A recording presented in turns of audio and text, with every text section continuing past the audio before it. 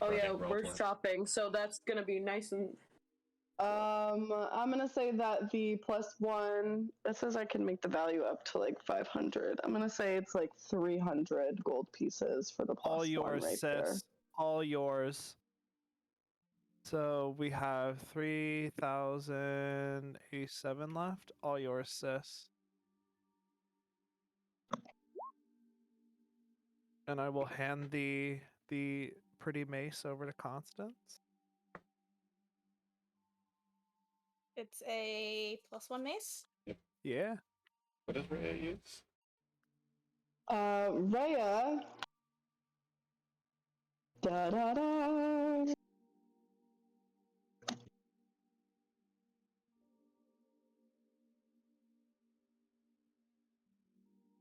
Rhea uses a longsword, a short sword, or a heavy crossbow.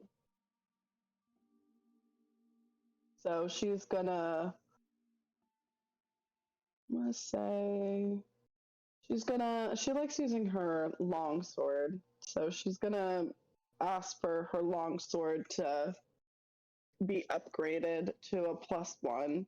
And we'll say that one is 350 gold pieces, considering it's a little bit heavier metal. So 2,800. No, 2007. Yeah, 800, 250, did you say, or 350? 350. 600. 737.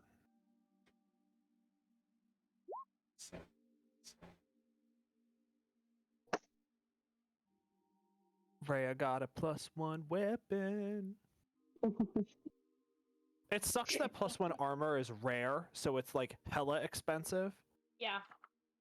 That's why when Mace was like, yeah, you get like a rare, like a uncommon, like a very. I was like, okay, so like a stupid like +2 fucking shield or whatever, like +1 armor, AC of like 26, and then he just didn't use it against me, even though I did this for him. But whatever, I guess.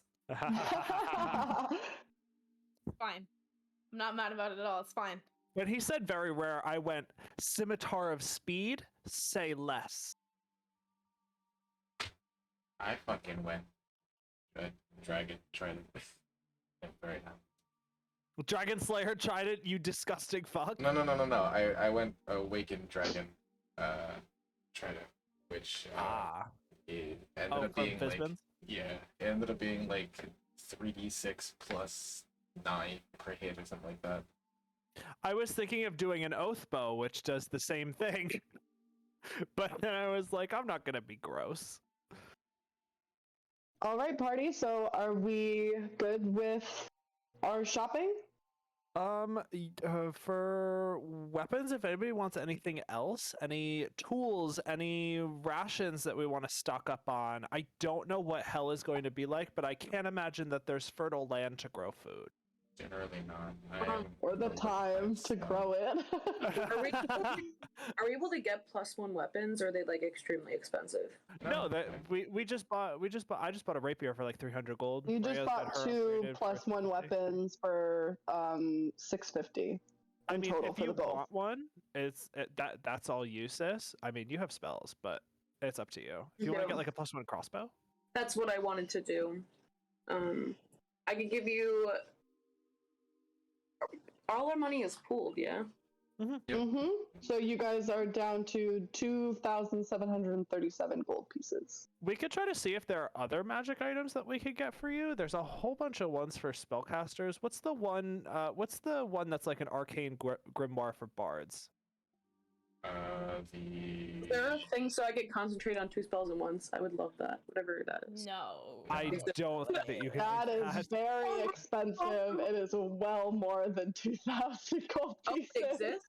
It exists? No, I believe there was something in like Critical Role, but it was homebrewed. Yeah. It was definitely in like a Dimension 20 thing. Oh god, what's it Fantasy called? High too. It was like a teddy bear.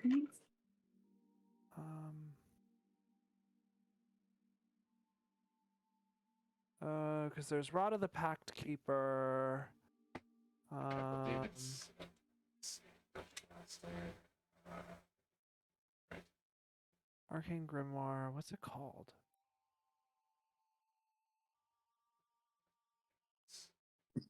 A barrier tattoo might be good for you. And What is that? The Rhythm Maker's Drum. Rhythm Maker's Drum. So a barrier tattoo is pretty much you attune to the magic item, and your armor class becomes 12 plus your dex. If you're not wearing armor. So if you have leather armor, it's like a +1 to your AC. I do have leather. Oh baby, a plus one all-purpose tool would be very nice. All-purpose tool. Andy Beyond said, "Fuck you." What is it? Drum of the. Rhythm Maker's Drum. Oh, it's Rhythm Maker, so R. Good on R. It's all fucking. Rhythm with a W. Wait, why do I not see it? Oh, there it is. Rhythm Maker's Drum. Yeah. So this item would give you a +1 to spell attack rolls and your save DCs. Which, as much as I would like it, as a recommendation for the DM, generally, the things that increase players' spell save DCs are very strong. So I would be. Yeah, there's no way that we could buy these. We probably. I don't. Yeah, I don't. Not at this. Like blacksmith. Yeah, Oh no, absolutely not here. But like maybe there's like a wizard that's plying his trade, or an artificer making some cool things. This is Candlekeep after all. But think, you right? guys.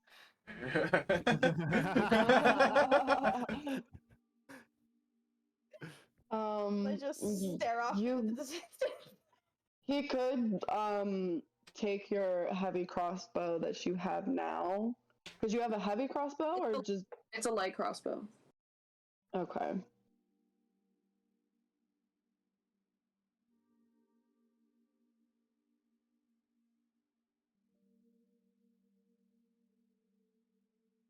He can, for like 200 gold pieces, he could take your crossbow that you have now and make it a +1. My crossbow loot. Yes, your crossbow loot. Okay, sounds good. No. Nah. Leo, this is probably like too far along for you, but when do you ignore attuning requirements for items? It's like about 15. Which It's I pretty don't far. believe you will get in this campaign. Yeah, we will not get to that point. I'll double check real quick. Just thinking it back. Want to give us a robe of the Archmagi? Vic, just out of curiosity, Yeah. the guy that's with us, what's his first and last name? Fallister Fist. Fallister Fist. Okay. Is he in Candlekeep too? Are you perishing? I'm trying I'm like, the name doesn't seem familiar to me. I don't think so. But there's a couple of things I just want to, I believe he had his estate in Baldur's Gate. So I don't believe he is a citizen of Candlekeep, but he does know the people here very well, so. Yeah, okay.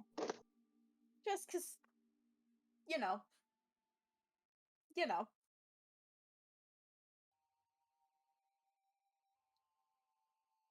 Uh-huh. Okay.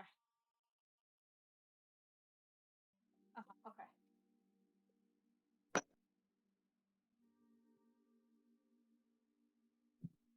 I'm just here for like one thing, and then that was it. Thank you. Oh my god. There's a magic item from Waterdeep Dragon Heist that is just so cool. It's the Bracer of Flying Daggers. Oh, that's something Petunia would love. This armband appears to have thin daggers strapped to it. As an action, you can pull up to 2 magic daggers from the bracer and immediately hurl them, making a ranged attack with each dagger. A dagger vanishes if you don't hurl it right away, and the daggers disappear right after they hit or miss. The bracer never runs out of daggers. My god. That'd be great for Dorian. That'd be great for Dorian.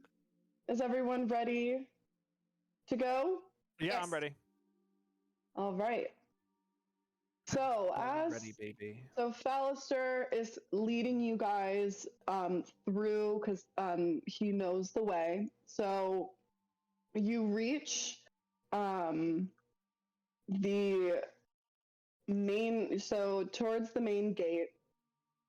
Yeah. So as you guys reach the main gate of Candlekeep, the walls of the circular tower chamber are punctuated by arched windows that are currently shattered. Bookcases filled with eldritch. Wait, hold on. Just kidding. Wrong one. Retcon. Retcon.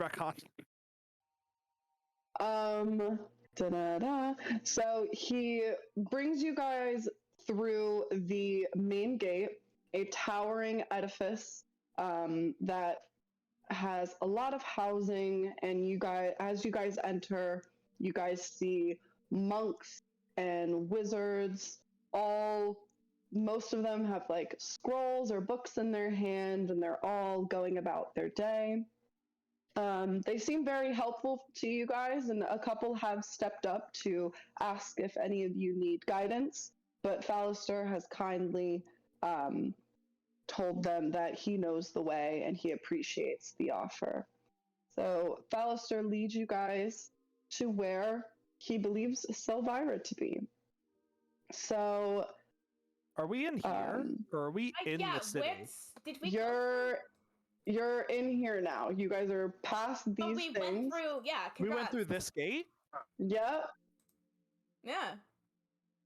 Wow! Even in Candlekeep we haven't gotten here. Yeah.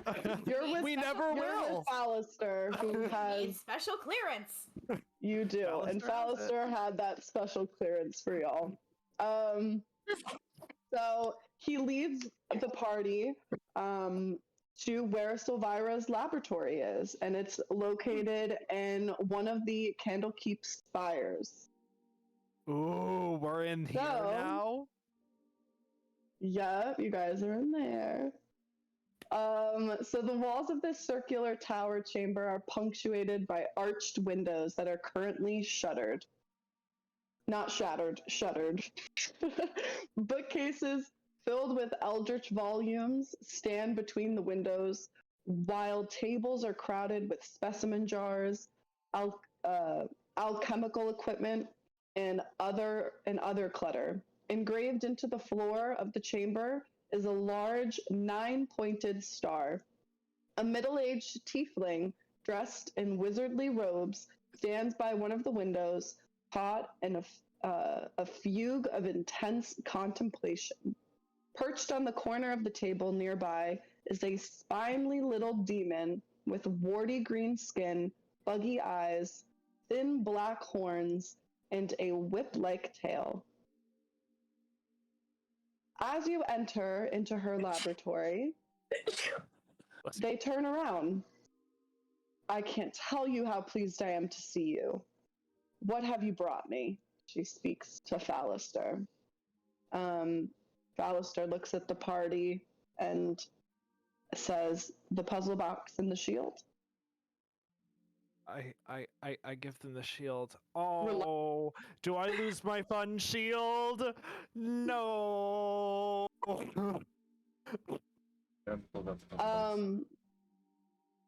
As Joan pulls out the puzzle box, the red-skinned tiefling immediately takes the puzzle box and starts to inspect it.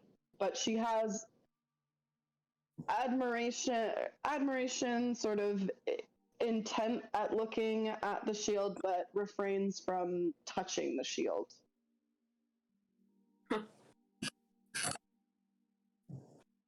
Above table. That's good because it's mine, bitch. She's smart. Mine shield. Yeah, it's gonna rub off on ya. I was above table. Don't worry, guys. Dorian didn't say that. I'm gonna see if I have a handout from Miss Selvira.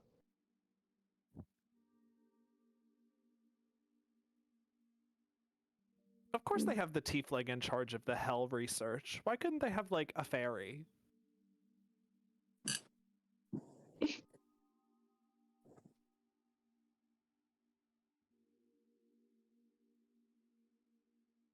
Or a Kenku. This is racist.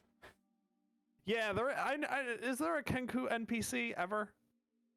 Yes. There was. Yes. Really? In Candlekeep? In Candlekeep, Yeah. there was. Yeah. Is he the one that took you to the Shadowfell that almost got everybody killed? No. No. This was in the basement when there was like the plague thing. Oh, the song. The song. Yes, yes. Yeah. What was there? their A Kenku named Crinkle. Crinkle? I love Crinkle. Mm-hmm. And then Cinder orphaned a child. And then Cinder. Fucking just like the Always Sunny theme, just black card. Cinder orphans a child. And so,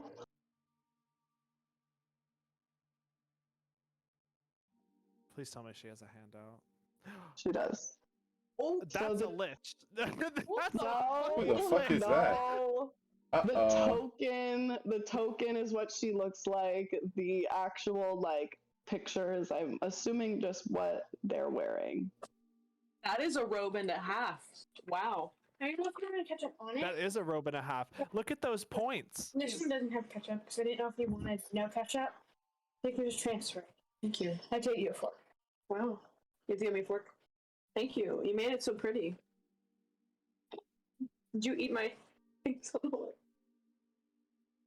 Silvira quickly introduces herself. I'm Silvira Savicus. I am one of the sages here in Candlekeep. Thank you so much for bringing the puzzle box and the shield to me. Thank you. I've been suspicious of the High Overseer of Elturel for a long time, but no one wanted to hear my concerns because Avius Krieg was widely regarded as a hero who saved his city from an undead scourge, giving rise to the holy nation of Elturgard. Hailed as a savior, Avius made all citizens of Elturel swear an oath called the Creed Resolute. Upon hearing that, you see Rhea is very well aware of the oath, which binds them to defend the nation of Elturgard. I met him years ago, and my instincts told me he was a charlatan. Afterward, I grew to suspect that he had cut a deal with one or more powerful devils, using the Creed Resolute to bind all Elturel to his dark deal. I wish to prove my theory, and I believe the evidence is locked inside this puzzle box. And as she finishes speaking, she, the spined little demon that you guys had seen perched up on her tabletop, she asks Jezebel, please go fetch me the flask. And Jezebel comes back with this dark liquid, and hands it over to Silvira, and Silvira oh wait, hold on. Migs wanted to be here, so I need to, hold on, give me 1 second.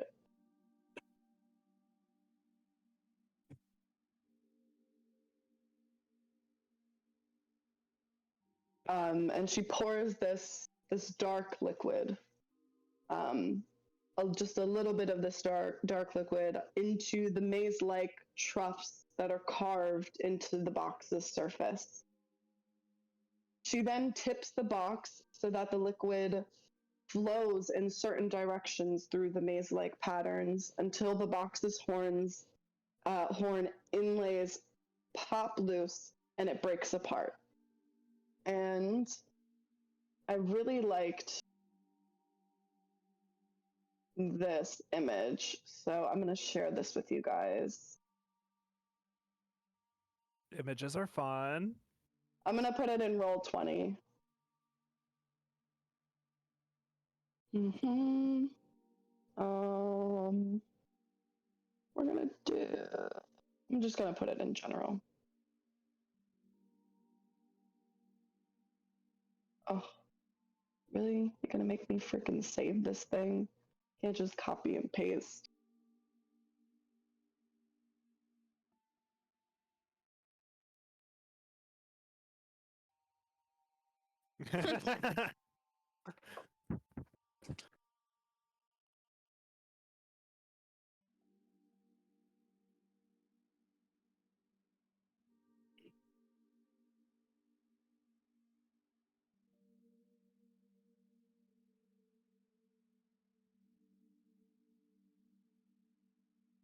Well, we didn't require much.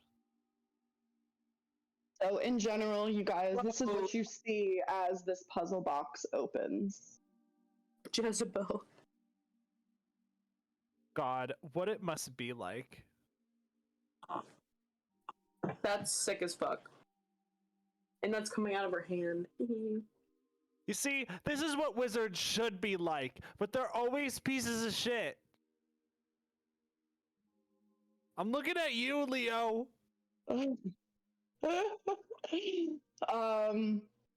Okay. So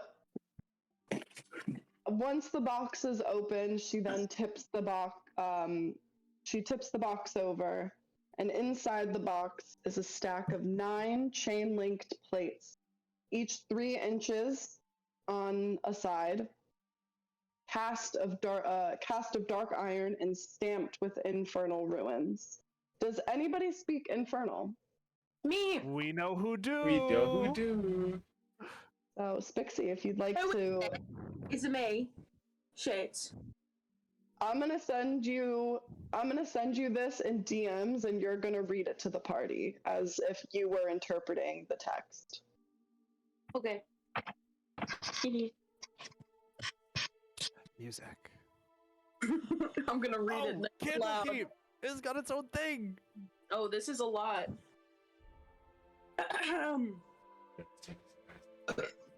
Okay. Stop playing for me. It's homophobic. Oh. Be it known that all that I, Thavius Krieg, High Overseer of Elturel, have sworn to my master. Wait, what is this accent? Have sworn to my master, Zariel, Lord of Avernus, to keep the agreements contained in this oath. I hereby submit to Zariel in all matters for all time. I'm just gonna read it regular because I'm gonna butcher this if I try to read it in that accent. Got it. I will place her above all creatures, living and dead.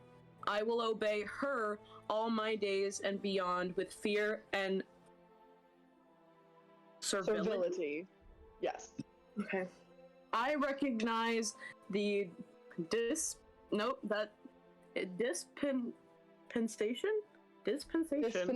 Yes. Of the device called the solar there's a lot of fun words. Insidiator. Hereafter called the Companion. In my capacity as High Overseer of Elturel and its vassal territories, I acknowledge that all lands falling under the light of the Companion are forfeit to Zariel. All persons bound by oath to defend Elturel are also considered forfeit. I further recognize that this dispensation will last 50 years, after which the Companion will return whence it came, taking Elturel and its oath-bound defenders with it, if that is Zariel's wish. All this is my everlasting pledge. You guys see Rhea drop to her knees and begin to weep as she hears what the High Overseer, Thavius Krieg, had done to Elturgard. Constance, it's just really it's almost like a 1,000-yard stare. And she's like, I understood maybe 4 words. What? Dorian is also sort of sitting there I didn't fully get that, but I mean, this is me sort of above table, but Dorian might have also not gotten it. Do you want to just send the message to General? They can read it. Well, no. Pretty much so what Dorian is putting... Oh, sorry. So Silvira is gonna step in and help interpret it for those who may not be able to understand. Thavius Krieg made this oath, or made this like pact sort of with Zariel, that in 50 years everything in Eltergard would, and all of its people who sworn the oath of the creed, would be Zariel's. So she took them to hell.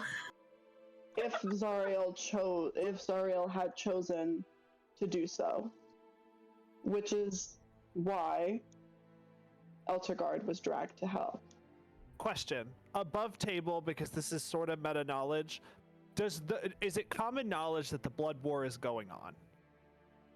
Niggs, you can weigh in on this.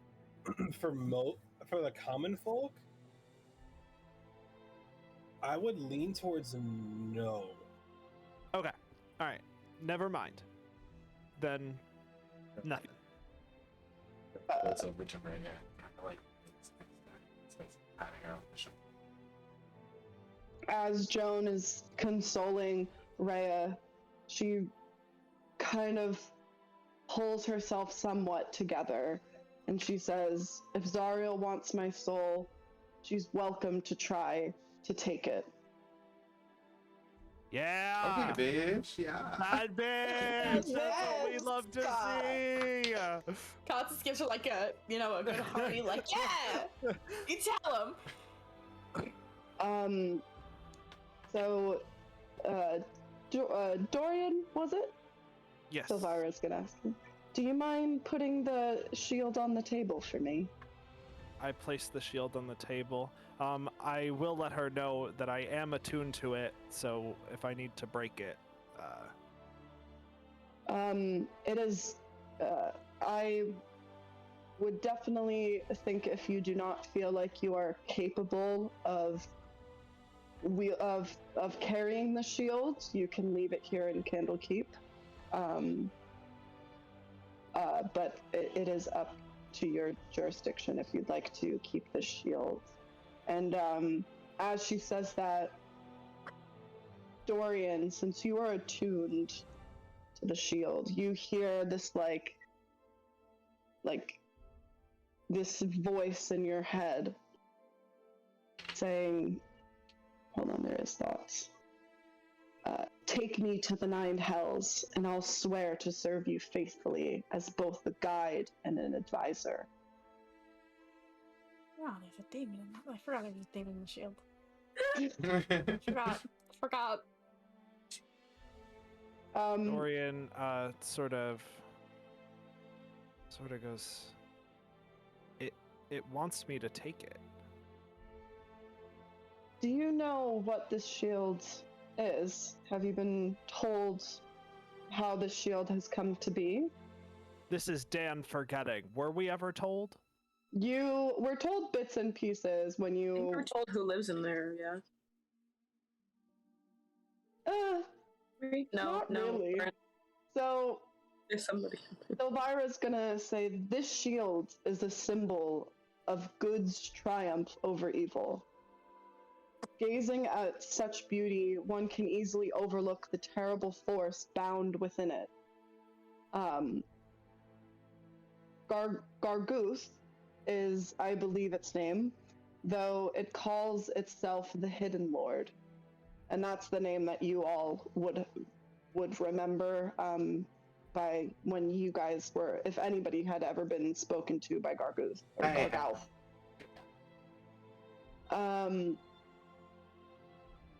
It was a pit fiend sent by Asmodeus to corrupt mortals on the material plane, and there it amassed such a following as to rival that of gods. In that way, Gargouth became a sort of demigod, and having worshippers increased its power exponentially. My, how the mighty have fallen. This shield has the power to corrupt everything around it. The Hewn family of Baldur's Gate has kept it for years now. Doubtless they'll want it back, but this shield should not be taken to any place where thousands of mortals reside. It needs to be locked away in an extra-dimensional space away from the corruptible souls.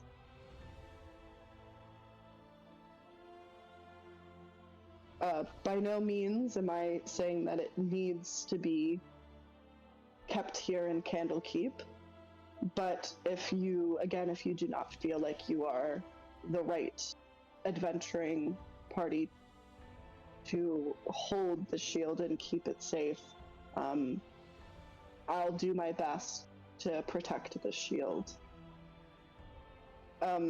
Have you guys ran into anybody trying to get the shield on your way? We Yes. were attacked by a Cambion when we first set out. I'm assuming it was trying to get the shield back. Probably sent by the Hewn family, as they're a part of a secret society,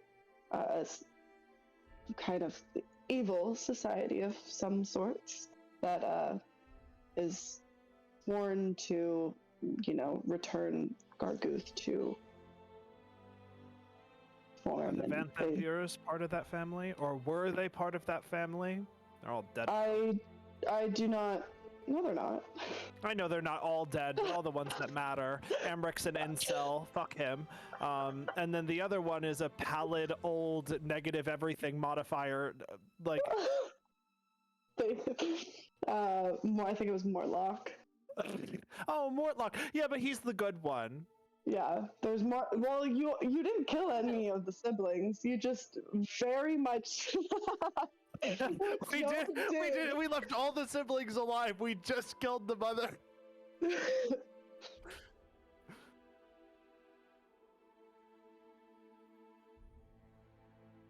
Well, but, I tied him up and then dropped a dagger on the ground and went, "You'll find a way to get out of this eventually." Maybe. Yeah, but then the Joan's statue berated him for the next hour. You'll never be anything.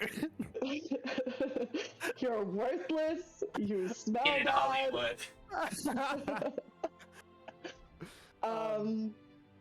I do not believe the Vanthampirs were part of that group of people who seek the shield, but I am very well aware of the Vanthampirs and their vicious dealings and corruptness. Well, there was also the woman with David. Or wait, not David. Who's the guy that came across to Fallister. Fallister. Let me get that name for you. Da-da-da. Da-da-da. Da-da-da.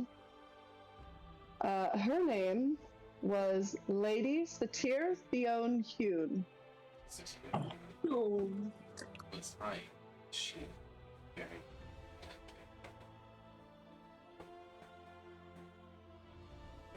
That was her. That was her. Oh my god! Oh my god!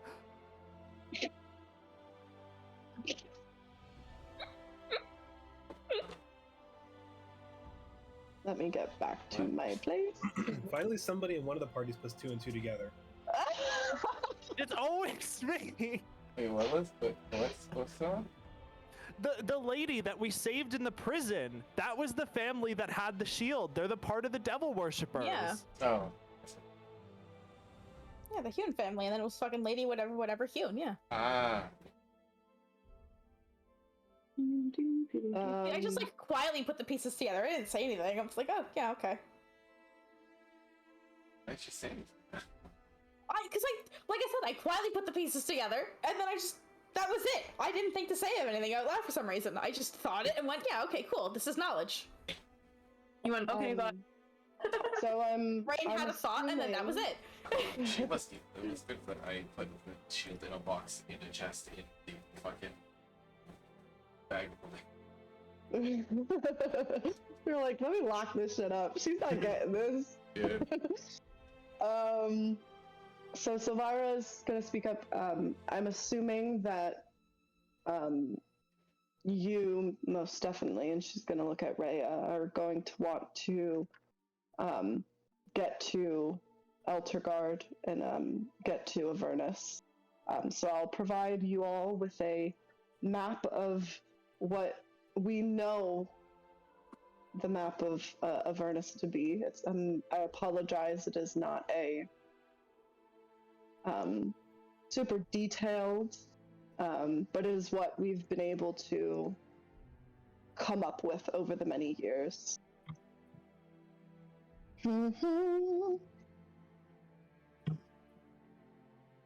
Did they give them a handout for this?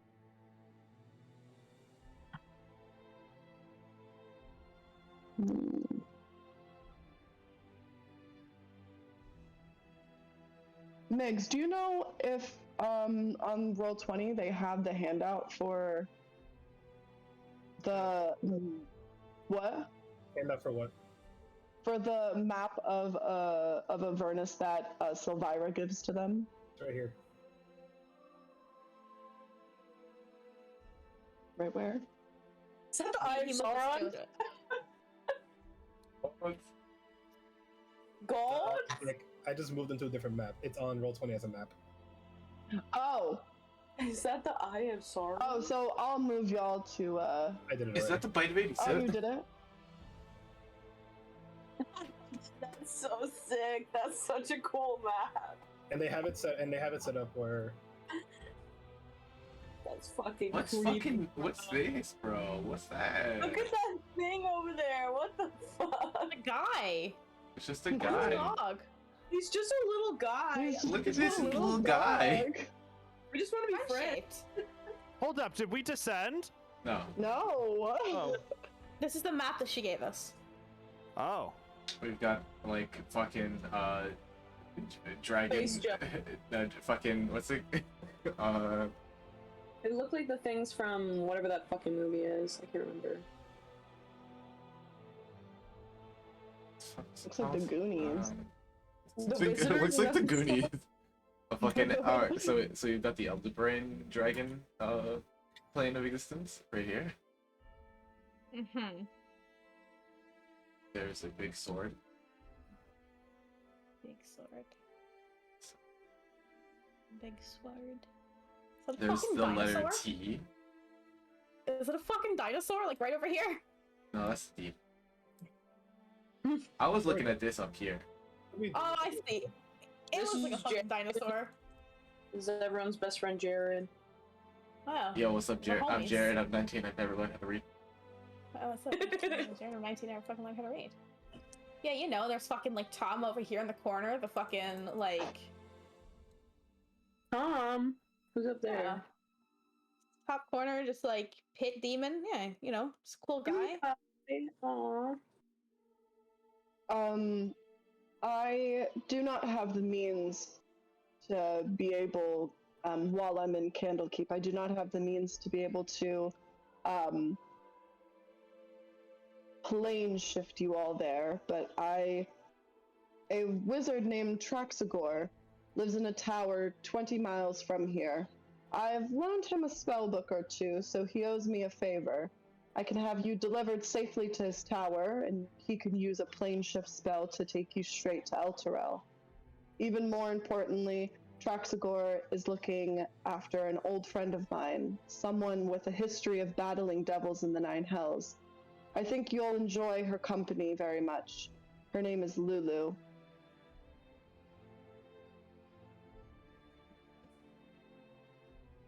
I thought of the kid from Waitress.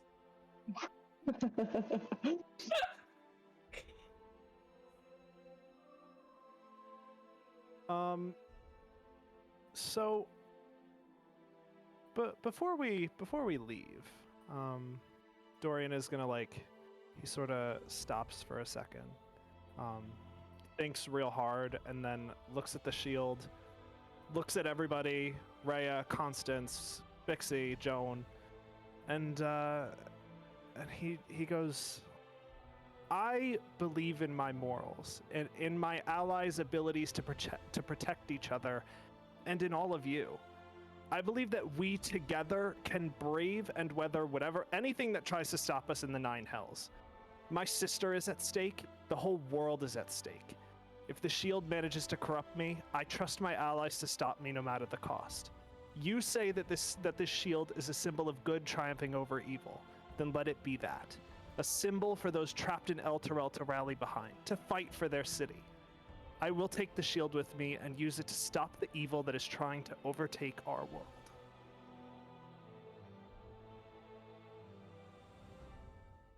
This evil will kill him, yeah? I believe the shield, Silvira will speak up. I believe the shield will do just that for you and the people of Elturel. If you would like, I can provide you that safe passage to the tower right now. Or if you had some plans to do, other things before leaving Candlekeep, I can provide you all with lodgings for as long as you need.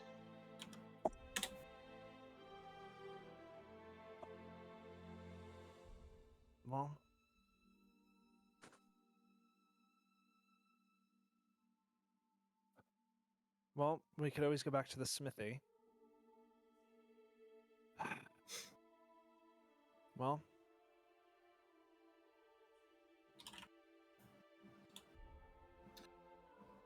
should we take a day?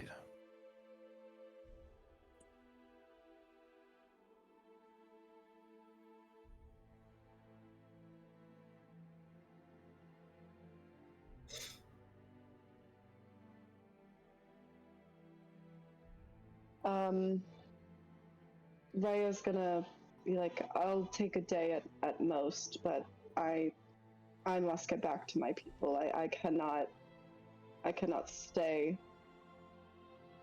I can't stay here for much longer without going insane. Understandable. I know what's at stake. My sister's with them.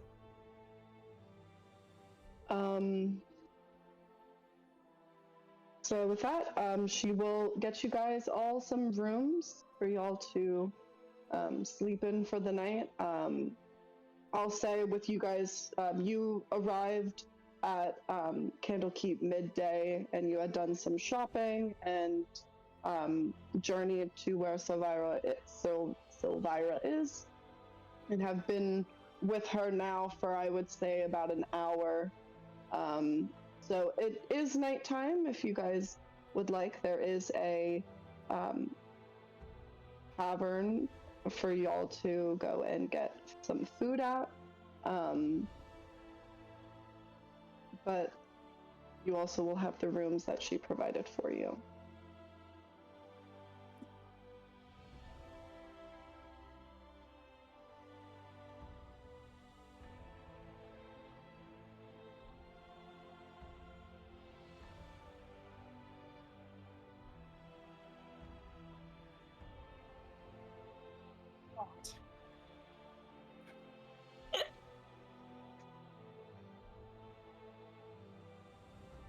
Also ignoring strength requirements.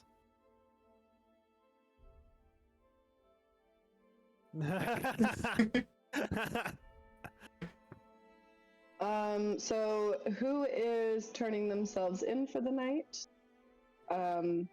What is the party doing exactly?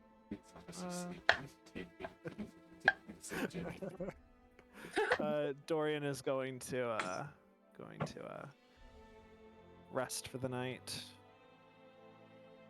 All right. So the party rests for the night. You wake up in the morning. And what would you all like to do? Are we taking a full day here in Candlekeep, or are you guys just gonna finish up with what you want to do and then? I just wanted to rest, and I think Joan just wanted to get the armor. Yeah, pretty much. Anybody else want to do anything before we leave? Nope. No. Okay. So with that, you all will meet up in the hearth, since you are heading that way for the smithy and stables, I will say that you all will have some breakfast at the hearth. Would anybody like to do any sort of investigating when you enter the hearth? So when you guys enter the pub has a low ceiling supported by massive wooden crossbeams and narrow shuttered windows. A large fire pit in the middle of the room is surrounded by a half a dozen tables and matching benches. There's about 30 people in here that are enjoying their breakfast. So what would the party, anybody wanting to do any sort of...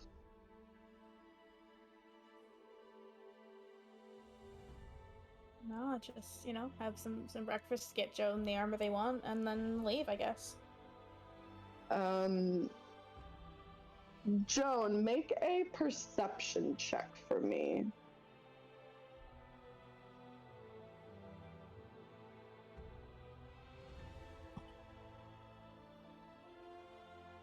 Fuck yeah, nat 20 baby for a total of 22. So one patron stands out among the rest. A ogre wearing what you believe, Joan, to be a headband of intellect. And he's sitting by himself in the corner reading a book that's titled The Sum of Theology. Renee, perishing! John kind of starts calling in their head. That's walks over. Nice book you got there. Thank you, sir. Oh my gosh, did I say his name? Da-da-da. I don't think you did. No, you didn't say his name. No, I'm like reading to see if they give the name. Da-da. I believe they do. Hold on. I'm certain Renee knows it. I know. I was say I know his name. I'll let Renee do it. Yeah, he does have. Well, he has a name. I don't know it. It's okay. in the book. Okay. It's no, it's hold not. on. I can't see yes, it. it is. Yes, on it is. The second, last sentence of the second paragraph.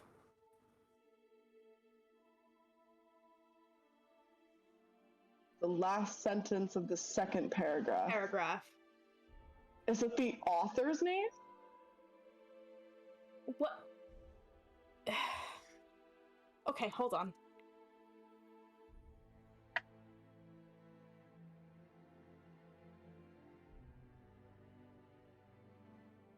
Oh my gosh! Yes, Vic, Vic, it's in the section for... No, I can see it now. Yeah, it's in the section for the hearth. My name is Little One. You look pretty. What? My name is Little One. My name is... Hey, fucking, hold on, how are you? Just go. Oh yeah. My name is Sylvia. Did you say Solera? Sylvia. Solera. I say Sylvia Nice in a meet very you. much not my voice, like very much somebody else's voice, somebody we know. Nice to meet you, Silvira. Well, how is your morning going this fine, gorgeous morning in Candlekeep? It's pretty well. I've noticed you have a magical item on you.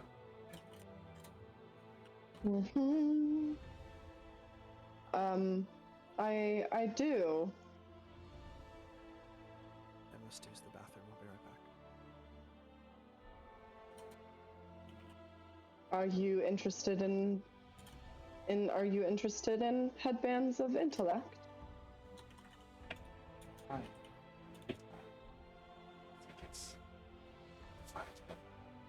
one seeks to better themselves, however they make safer.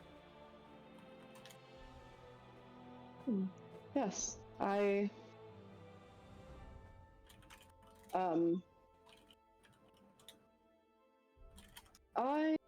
you said your name's Silvira. Yes. Is it perhaps Silvira Savicus? No. Roll persuasion.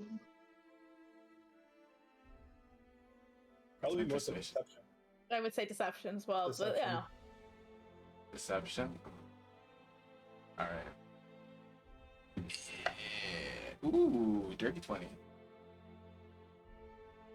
It beats you with a 23. Damn.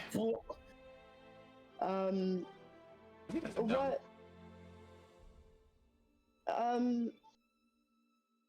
What? It was nice to meet you, Silvira, and then he will go back to his reading. Enjoy your breakfast. Did he get the headband? I did not take the headband from New York. No, I think I'd much rather have it on the hip. I feel like he deserves Also, this. he's not an orc, he's an ogre. Oh, sorry. Yes, an ogre. Bro, Baldur's Gate 3 has an NPC just like that. Lump the Enlightened. So the party will, I'm assuming, get breakfast. It is just 2 copper pieces each for breakfast at the establishment, and then Joan, you can head over to the smithy and stables whenever you'd like. Do you think I could get Mithril halfway? It is uncommon.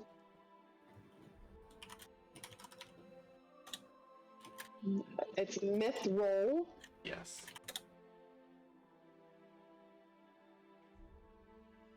Mithril. Mithril.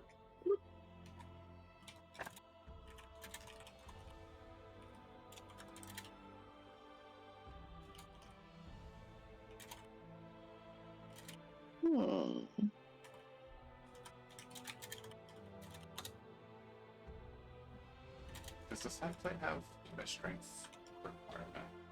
Only heavy armor has a strength. Only heavy armor has a strength requirement. I see. Half plate's medium. Yeah. It doesn't. Even so, the not disadvantage. I'm on pretty stealth certain would be half nice. plate has a strength of 13 requirement. Is it? It does. I don't see it at Euron by I'm mutuals. pretty certain. Let me see. No. It doesn't.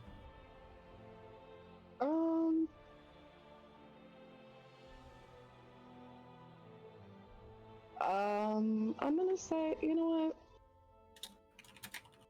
What's the difference between mithril plate or half plate and regular? You just Mithril takes away the stealth disadvantage and the strength requirement. It's based on the material it's made out of, and so Yeah. like mithril It's just is not lighter. as clunky, Yeah. and it's lighter. Yeah. It doesn't do anything. Like it's not like a +1 or anything. It's just. I rolled above a 10 on the d20, so yes. I usually will do that. I'm like, no if it's lower than 10, yes if it's higher than 10, and I rolled an 11, so yes. So you're gonna head over to Smithy's. Stables, yeah. Yeah. In Candlekeep, they've hurt his feelings. Oh. Yep.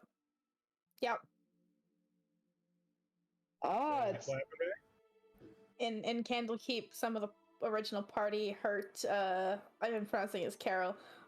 They hurt his feelings. They do. It was a whole thing. I'll explain later. It was a whole fucking thing.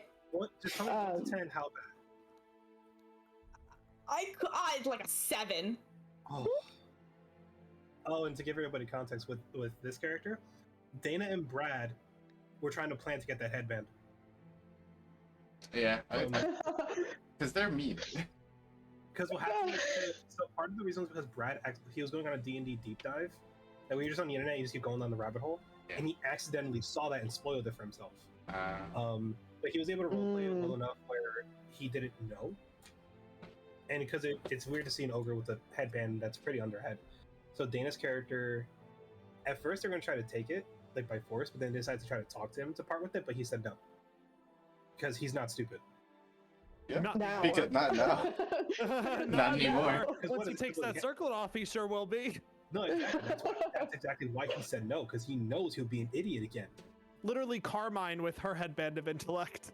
Yeah, her artificial intelligence. Literally. Her artificial intelligence. I'm just thinking of Dorian with that headband. That would be... That would make intelligence his highest stat. Listen. I know the headband of intellect would be really good for this entire party because everyone here is stupid except for me. Except for Joan. However. Yeah, but like part of me is being meta and I can't bring myself to do the thing because of the thing. So it's fine. It's fine. Constance is fine being dumb. I want to figure out how to get Silvira to pay us in magic items. That's not gonna happen. She gave you a map of Avernus and is giving you lodging. She's already paid you. She gave you a room for the night. Girl, we had to fight through a Vanthampure house to get there through lots of She doesn't care. She doesn't care about that shit. That doesn't involve her. That doesn't involve her. God. Yeah, gosh. She also opened the puzzle box for you. None of you could do that. Stop making sense. Just Dan, above table, the DC to open that box is 30. Yeah. And if you fail, you take psychic damage, if I remember correctly. Yeah, no, you take necrotic, I think. Or is it psychic? No wonder why Thirstwell never figured it out. Boo! Yo, Dan. Yo, Skyrim party is showing. All right, so you walk into the smithy and stable, and Kirill greets you. Welcome back. Hello. Are we here for more weapons? No. What are you looking for? Armor, please. What are you looking for? I've got plenty of armor. I've got full plate. I've got half plate. I've got some mithril components that I can whip together for you. I can wear half plate. However, I would like it to be mithril, if at all possible. Well, I actually had a customer who didn't come to pick up his items, so I'm assuming that he probably made his way out of Candlekeep, and who knows what else happened to him. I could only assume that if he didn't come back for this very expensive item that he paid for, that it must have been devastating. So I do have this mithril one, and since it was prepaid for, I can offer you a very low price for it. Let's say 400 gold. Joan Pog. 400. Not that look in your eyes. I can't even see Mix's face. I love how I have like this signature look. I'm just like, oh shit, that people recognize. I mean, to be fair, it doesn't give any bonus to AC. It's just cool armor. Yeah. Just an. It takes me too long to like search for how much this shit costs. I mean, just going. I mean, I have this. If you want me to tell you. Also, John's a little weak baby. John can't hold anything. Oh yeah, isn't your carrying capacity like stupid low? Oh yeah, I got a -1 to strength. Oh, you're stronger than Ravenna. Ravenna ain't got no strength to speak of. What the fuck? She's too busy stabbing you where it matters. So would you like the armor? Yes, please. Yeah, Dad, that's what we're gonna call that. Okay. 400 gold, please. Clap. When you're a dex fighter. And there you go. You can add that to your inventory. Yeah. Anything else? Anything else for the party? No. No, thank you. No? Oh, well, I bid you good day. I have to go back to completing some other orders. Well, good luck on your adventures. Dorian already doesn't have stealth. Yeah. Jonah Or also... it doesn't have stealth disadvantage, that's what I meant. I see. Jonah's gonna see if they can look for just like basic or what's it called? It doesn't need to be a whole thing, like material components to make potions, because I know it's like it's a certain amount of gold pieces to make potions, but like it's still material components, so I can't just say I have the gold I'm gonna make if I'm in Avernus, you know. I know that there is some place that you can grab some you know what, if you meet back with Silvira, she'll be able to provide you with some components for you from her laboratory before helping you guys off. Just because I am not too familiar with Candlekeep, and it does not tell me, it just says that there's a smithy and stables, and then some other places to study, and other things like that, so to save us some time. There's a couple things I had to homebrew in Candlekeep so that my players, had access to things like components and whatnot, because, let me tell you, the 6 places that are here is not going to be enough for a place of, knowledge. Yeah, it's the like, fact that this is the wizard town and there's no component shop. Because I think the way they have it set up, it's like, it's meant to just be a place of, study. Not to necessarily be a place of commerce. Yeah. Yeah. So it's just bare necessities for people to come in, stay as long as they need, and live there if need be, and just read. It's like a giant village library, all over. Yeah, basically. Much. So is the party returning back to Silvira at this time? Yes. Yeah. Oh, I can't wait for this part. So you guys meet back with Silvira. She's again back in her laboratory, tinkering around with different things. Is the group ready to go to see Trixigor? Trixigor. Yes. I think it's Trax, or whatever. Traxigor. Yep, we are ready. Yes. Yeah, Traxigor. All right. So.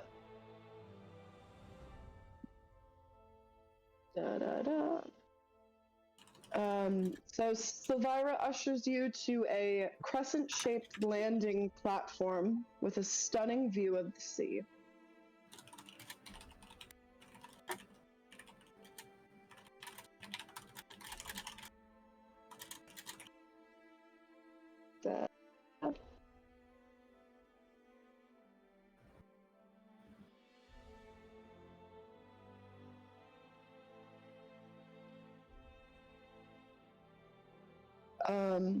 So Silvira ushers you to a crescent-shaped landing platform with a stunning view of the sea. Waiting for you atop this platform are several griffins with saddles. Their handlers standing nearby to you. The griffins have been instructed to fly you to Traxigor's tower. Don't worry, it's safe. One runs and hops on. Very Yeah. excited. Yep, Dorian gets on. Trixie does the same. Time to leave, but I do have to leave right now. I love you guys. I will see you soon. Bye. Bye. Bye. See you guys in 2 weeks. The griffins take flight and head out to sea, flying just below the clouds. Candlekeep looks no less majestic from the air, but grows smaller as the griffins soar westward. Large rocky islands pass below you, and beyond them lies the open sea. After a long journey, you see a windowless, doorless stone tower, which somehow floats in the sky ahead. The griffins pass through jagged holes, riddling the tower's conical peak to land on the top floor below, which has a spiral staircase leading down. For those who are seeing the VOD, I completely forgot that my mic was the fancy mic and not my headset mic. And so if you didn't hear me that well while I was speaking, that's probably why. I guess The party won't be hearing this, but if you are watching afterwards, hello. So you see one level down, you see a cluttered chamber illuminated by various objects upon which continual flame spells have been cast. Scurrying around the room is an otter dressed in a tiny red cassock? Sure. So? The otter mumbles to itself in common, mentioning something about a tuning fork. Suddenly it takes notice of you and stands upright. Well, we want my wife. Lulu, wake up! Our guests have arrived. At the sound of her name, a small elephant with golden fur appears from under a pile of books near a table strewn with alchemical equipment. The elephant takes to the air on feathery wings and lets out a pleasing trumpet sound.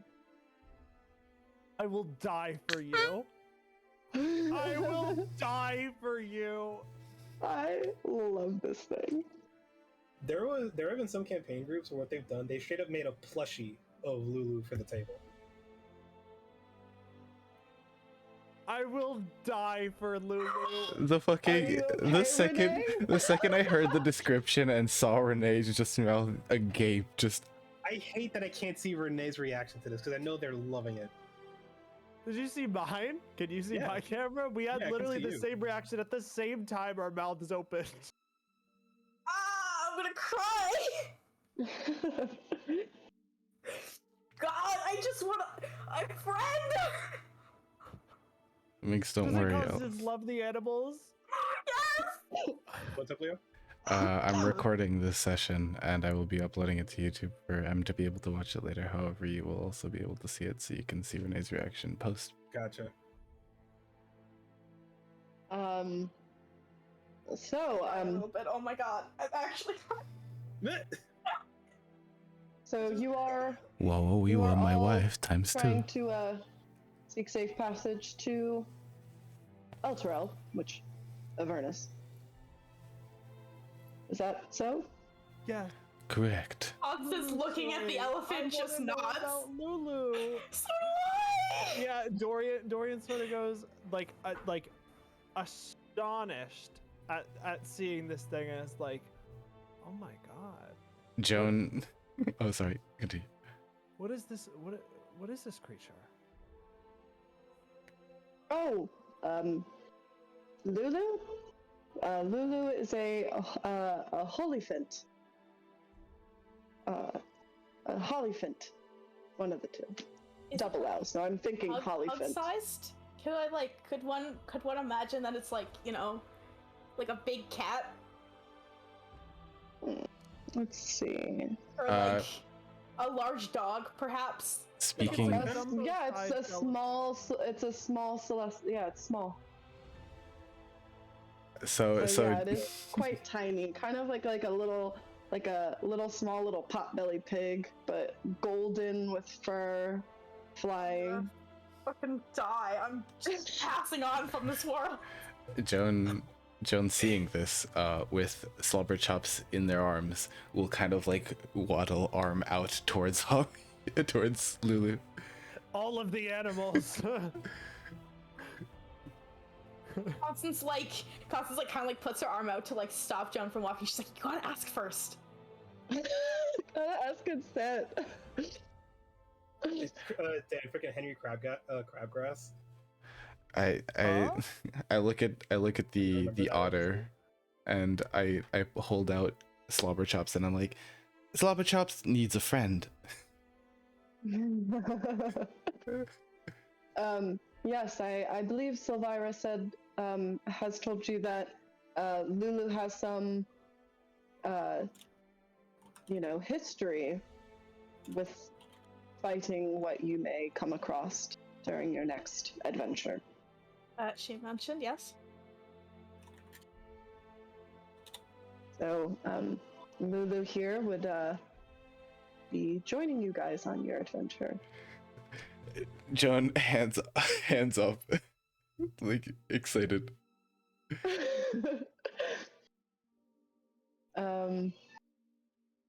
I'm just gonna have a fucking breakdown. I'm just gonna break down. If anything happens to Lulu, I will kill everyone and then myself. Quite frankly, I agree. I'll help you do it. Fantastic. I can definitely help you guys. I just need to find my tuning fork. Would you guys be able to help me search for it in this room? Of course. Yes. If everybody hair, I'm gonna lose it. If everybody can roll me, if everybody can, that's Traxagor. Lulu has not spoken to the party. Traxagor, if everyone can roll me a perception check. Yes. Damn it. Can I make an investigate? It has to be a wisdom perception check. Understood. That is a 30-20. Good for you, Costas, because that's a 9 for me. That can I get the Nat 1 crew for a total of 3?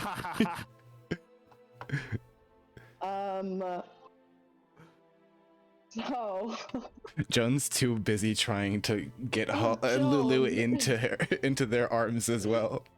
You find, as you're like kind of searching, you find a mummified goblin hand in your search, but no tuning fork.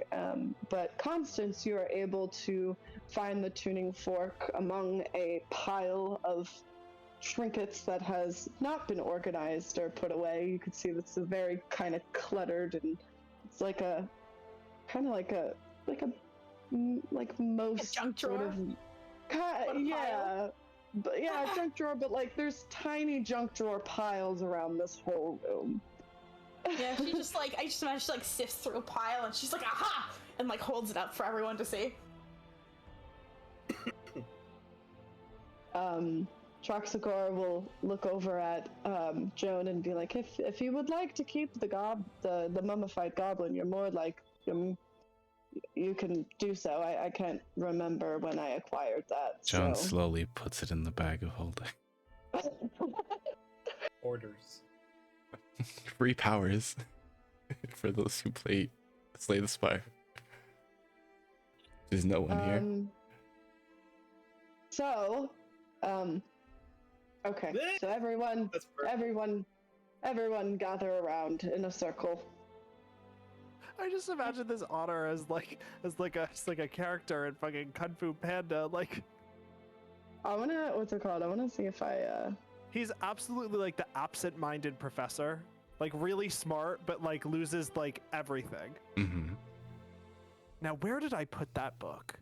It's holding it. Aw, he doesn't have one. How does he not have a handout? Because he's just a what is it, a badger? He's an otter, which is adorable. I love. He sleeps on his back holding hands. Lulu.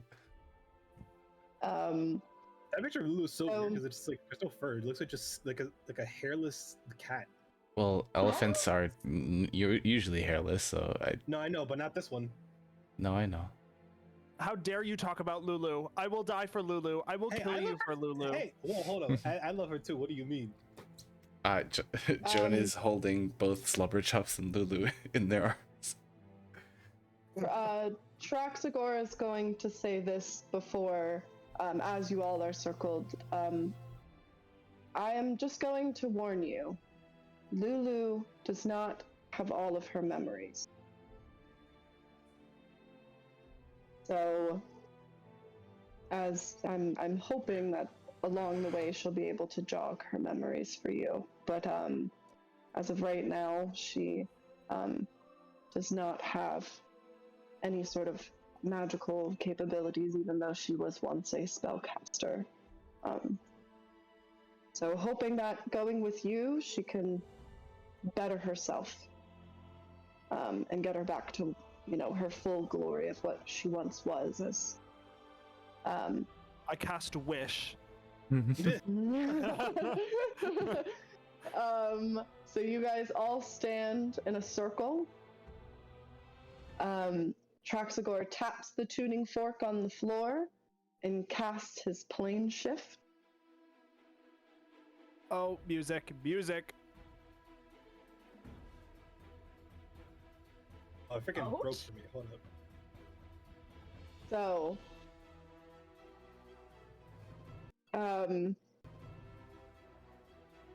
a hot, stinging air assaults your senses. The city street in which you stand is lined with buildings that are crumbling, if not already collapsed. The ground shudders beneath your feet.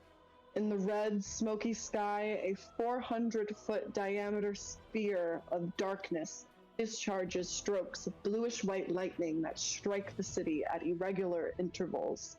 Perched atop a distant bluff overlooking the rest of the city is a crumpled fortress. Traxagor gazes up at the black orb nervously, utters a few arcane syllables, and disappears in the blink of an eye. And it is just you. Whoa! Whoa! It's the Descendants portal scene. Whoa! Whoa.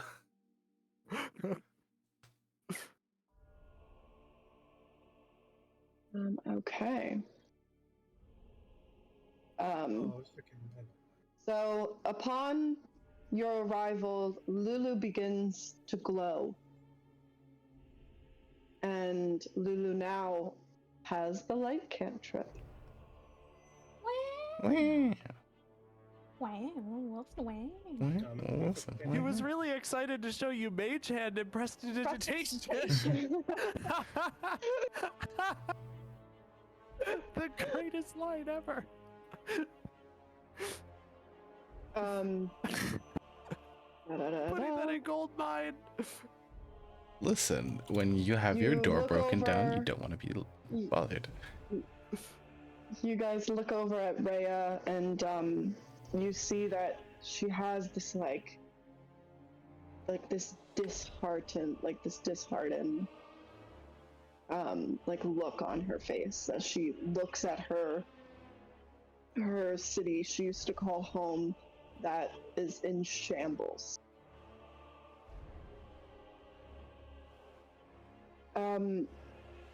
Would you all like to go to the High Hall Cathedral? I would hope to find someone in charge there. Holy place. Sounds good. Yeah. Do we get a new map?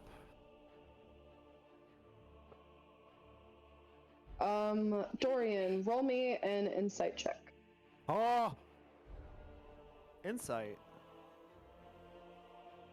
Okay, come on. Dorian needs a new pair of shoes. That is a 16. Okay. You kind of feel your shield get very hot, but then it kind of goes away, and you don't know what it had come from. He just sort of shakes it off, doesn't say anything, just kind of presses on, doesn't give it too much thought.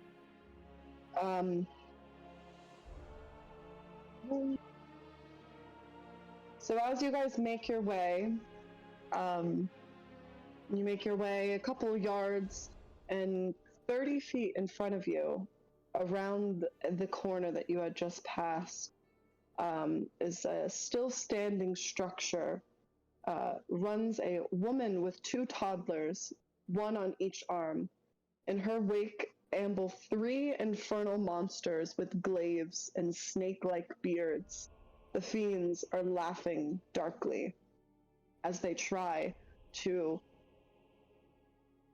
attack this little family. Not on Dorian's watch. Not on Dorian's watch. Upon seeing this, Constance hauls ass. All right. with that party, oh, awesome. You guys can see the... Yep. Okay. So, party. Since you guys are coming up on them, everyone roll initiative. Oh. I was like, why wasn't the music working for me earlier? I realized it was because I had two campaigns at the same time. Dirty 20.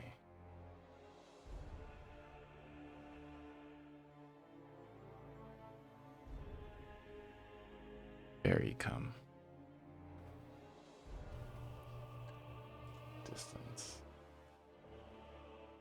Can I move to here, however? I am gonna take Lulu out. I'm going to take Zerk out. I'm going to take Spixie out. Speaking of which, is Slobberchops fighting? Slobberchops at until I can figure out a way to protect him better is not going to be fighting. Gotcha. Oh, where'd everyone go? I gotta put Constance's new token up. Oh, gotcha.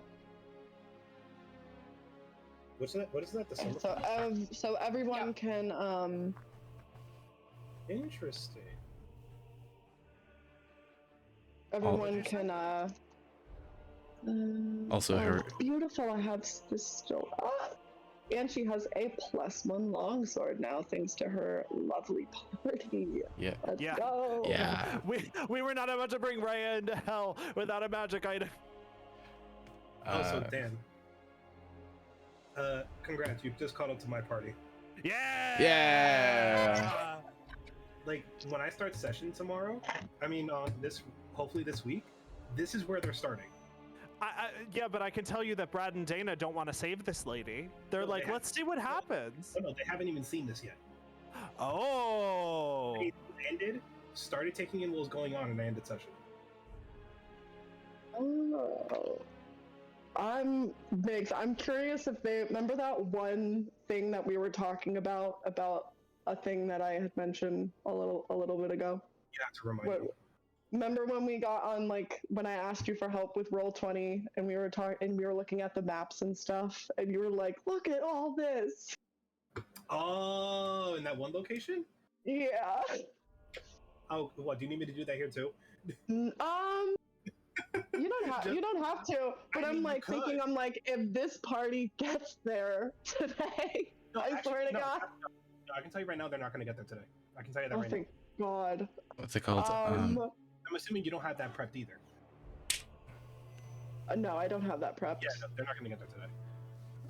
I wanted to make sure that I did like detailed reading of Candlekeep, because the way that it was like organized, I was just like, oh my God.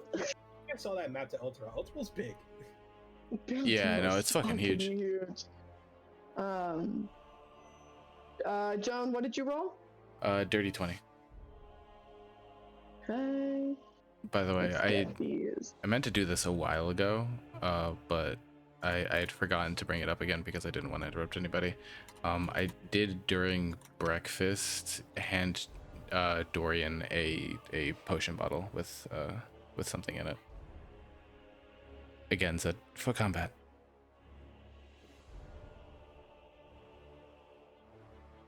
If you don't want to retcon it, I can just hand it to him. No, that's totally fine. You can. I will say that you had done that. Oh my God, I guess I'll just, when the map is so.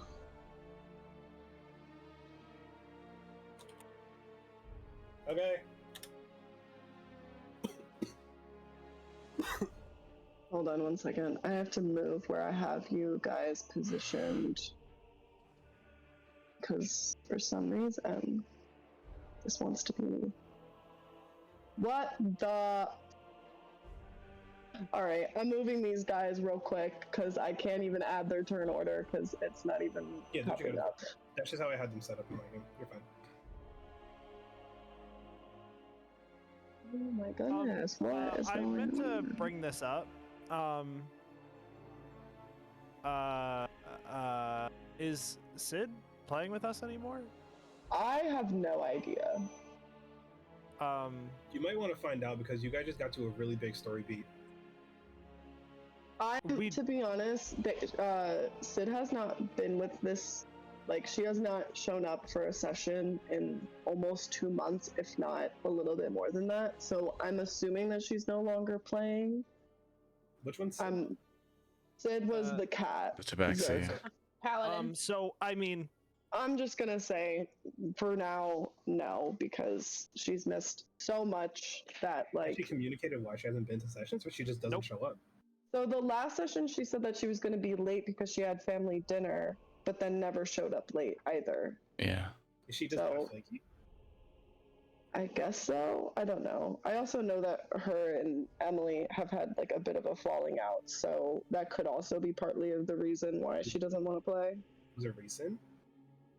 Very recent, like like around the time like that they graduated. I'm just saying, we got a pretty extensive friend group full of TTRPGers. This is true. To be honest, I would totally be okay with like adding another person to your party, considering it's just the 4 of you. But the encounters in a way are balanced for 4 people. Like it's for like 4 to 5, so you can keep it to this group, or you can add one more person.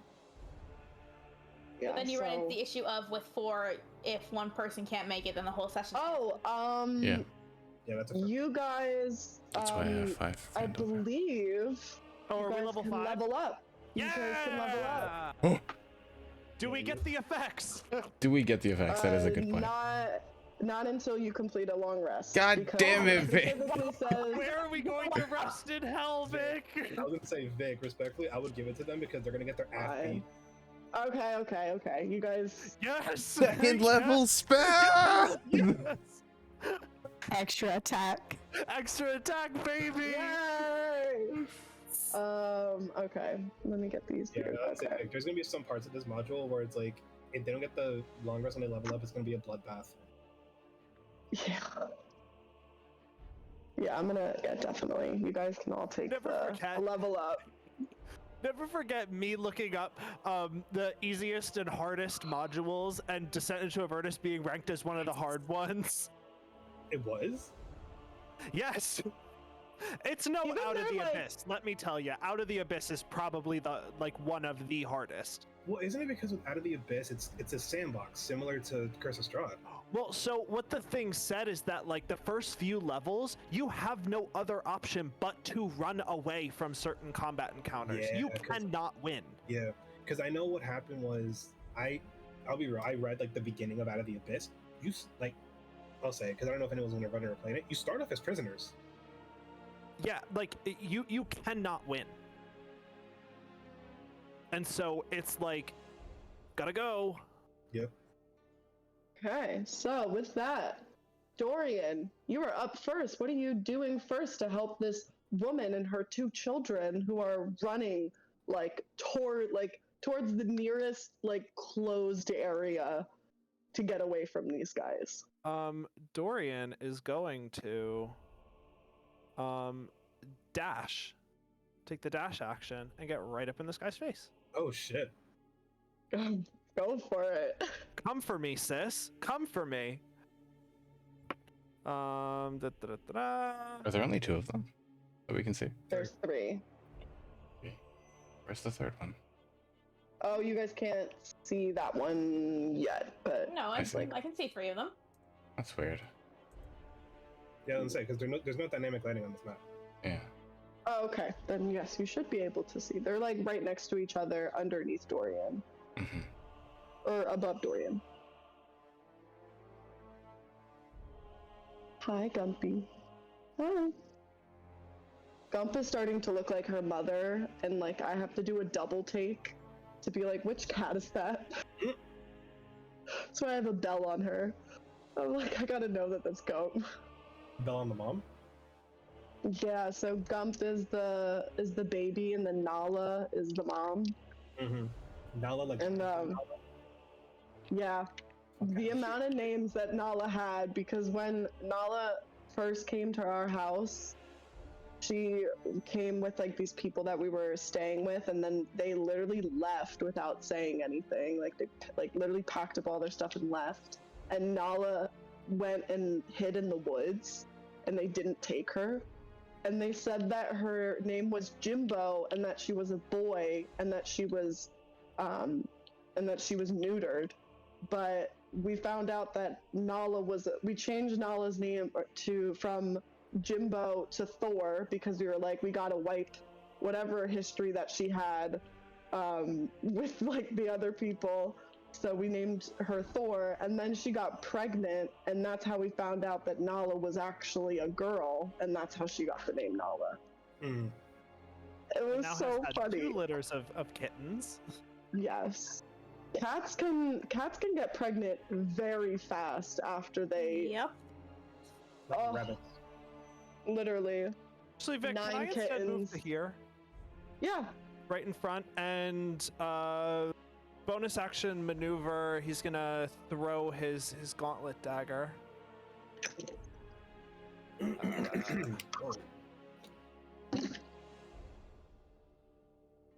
Oh, our proficiency bonus goes up too. Yep. Yeah, I think it's +3 now. Oh. Yep. Constance's martial art die goes up. So My yeah, DC goes up. Oh, my DC goes up. So that makes this plus that. That is a 17 to hit. Stunning strike. That will hit. Excellent. Joan gets wait, heat when do metal. Battlemaster maneuver dice get better? It might be 5th. It feels early. I feel like it's probably like 6th or 7th. I don't know. I just work here. Well, because it'll go up from a D8 to a D10, and so it's like,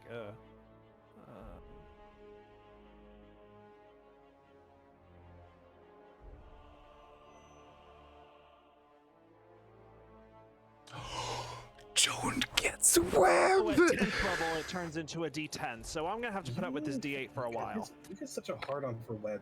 It's such a good spell! That is 11 piercing damage. Regular piercing? Yeah. Okay, it takes it, but not as much as you would like. Well, that's fine. Any damage is damage. For now. And Dorian will end his turn. Okay. Just Joan, like you are up. standing in front of this woman, and with the shield like out front to try and like, you know, look at what I have. Come attack me. Come get this off my corpse. Joan Oh will... damn, that's so cute. The Traxagor and Lulu thing that you did. Yeah, I found that online. So I cute. was like, this is perfect. The group will love this. Joan's gonna move right up here. And in this 20-foot cube here, like this way up, Joan's going to pull out a little bottle with green bioluminescent dust and kind of just chuck it. And they all these 3 need to make a dexterity saving throw. Is this what I think it is? Is it what you think it is? Is it a fairy fire spell? Is it possibly a fairy fire spell? Yeah. Yeah. I would have cast web, but I don't know what I want to. Yeah, dex save. Bro, you do Okay, have such a so- hard on for that spell. It's so good. It is really good. One of them rolls a 9. Fails. The other one rolls a 15. Fails. Oh, Let's go. And the other one Level rolls a up. 21. Oh, it makes it. All right. The two that fail are sheathed in green bioluminescence and cannot become invisible, or if they do become invisible, you can still see them, and any creature has advantage on attacks against it. Okay, so these two right next to each other will have that disadvantage. All right, and is that your turn? That is my turn, yes. Do they take any damage? No. No, it's just the effect. Okay. It is Rhea's turn. So taking the... She's just gonna move her full movement. Gonna move right next to Joan. And I'm gonna say she moves like right there. And she's gonna use her heavy crossbow. She's gonna shoot at the Maybe we should guy right here. Too.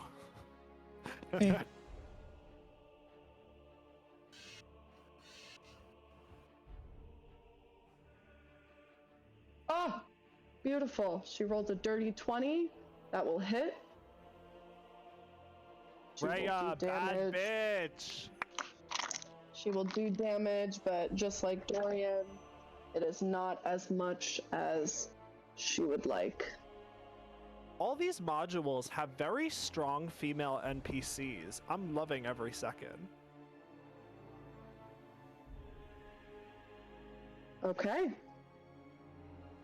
That is her turn. It is now this guy's turn. He's gonna move 5, 10, 15, and... Wait, where did he move? Like, what was his path? He moved here to here to here to here to where he is now. Avoided me. Little snake. And he is going to first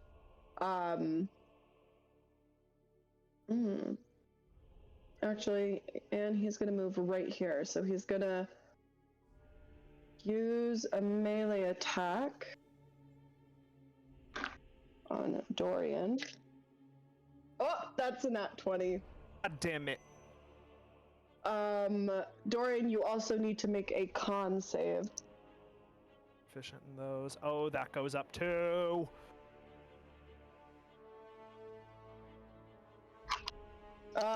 And Joan, what was the disadvantage? It was to saves, right? No, it doesn't get any disadvantage. It's just any creature attacking it has advantage. Got it.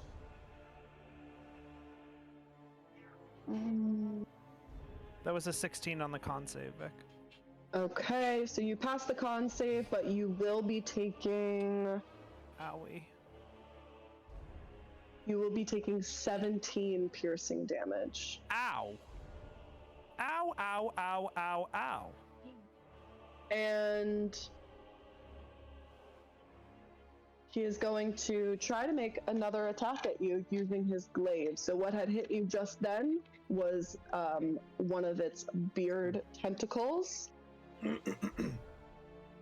Now going to try hitting with its glaive. Does a 10 hit? It does not, and I am going to Battlemaster Maneuver Riposte, and I am going to also Battlemaster Maneuver Maneuvering Attack. So I'm going to command her to run, continue running. She can move up to half of her speed without provoking opportunity attacks. So she's a common person, so it's 20 feet of movement. So 10 movement, right? I think aren't all creatures 30? Well, most humans. 30 unless they otherwise. Yeah. Okay, so she'll move 15 feet because you said half, right? Half her movement? Yes, half of her movement. 5, 10, 15. Just remember that her 2 children are there. She still has 2 children. That is 2 hits. That is a 24. A 24 will hit. Okay.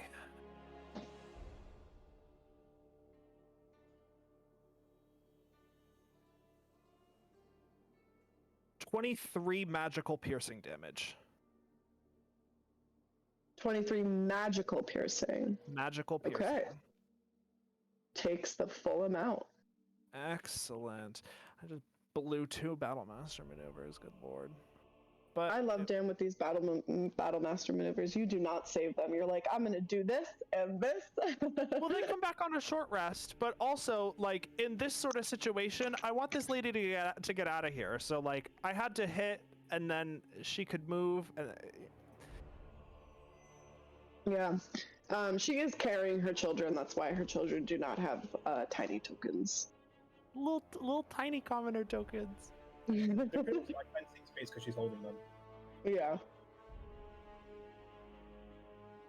I will not be using rope trick. That feels cheap. God, how long has this city been in hell? Because if she's just running now, she's done a really good job to survive up until this point. Constance, it is your turn. Wait, what was your question, Dan? No, he was asking how long was Eltero basically in hell. Because how long did it fall? So when the campaign started, it was already at 10 days. So that's already 10 days. Yeah, so probably like you guys are on like maybe a month now, I would assume. God, she survived for this long. Good for you, sis. I did the math for my party. Eltero, I confirmed, was already in Avernus for well over a month. Yeah. Good for you, sis. The devil works hard, but this lady works harder. 40. Oh, your movement speed went up. Mine? Yeah. No, not till 6th. Okay, because I thought you said 40, and I was like, oh shit. Yeah, it's plus 10. But it goes to plus 15 at level 6. Okay, that hasn't gone up again yet. Okay. No. Well, it goes from levels 2 to 5, it's plus 10. I mean, you can step of the wind. Oh, that's what I'm doing. I'm reading it. Teleport up to 30 spaces so you can see. Cool. 15. That she's gonna go here. And so immediately after you use your phase step, each creature of your choice that you can see within 5 feet of you takes fire damage equal to your proficiency bonus. Now I realize that we're in hell, and this is probably like, you know, not gonna do anything, but they're going to so this bastard and this bastard are taking 3 fire damage each. If they take any at all. They do not take any. Yeah, I didn't think so, but I still need to fucking face step anyway. That was her bonus action. So she takes out her handy dandy little +1 mace from I almost said fucking Cassier, Dorian. And she's going to hit this one. Advantage. Yep. Yeah, Dorian's Cassier really came into play here. Run, fair damsel. That's God. 22 to hit. A 22 will hit. And which one did you say you're hitting? This one? No, the one that's right next to Dorian. Gotcha. Okay, and that's gonna be 11 magical bludgeoning damage. Magical bludgeoning. Okay, it takes it. Yeah. Because you got the new handy dandy mace. So you got the new handy dandy mace. And yeah, then, Migs, I gave the mace to Constance. She's taken the attack action. So, whenever she takes the attack action, she's going to get to attack a second time. Awesome. Her handy dandy mace. With her handy dandy little mace.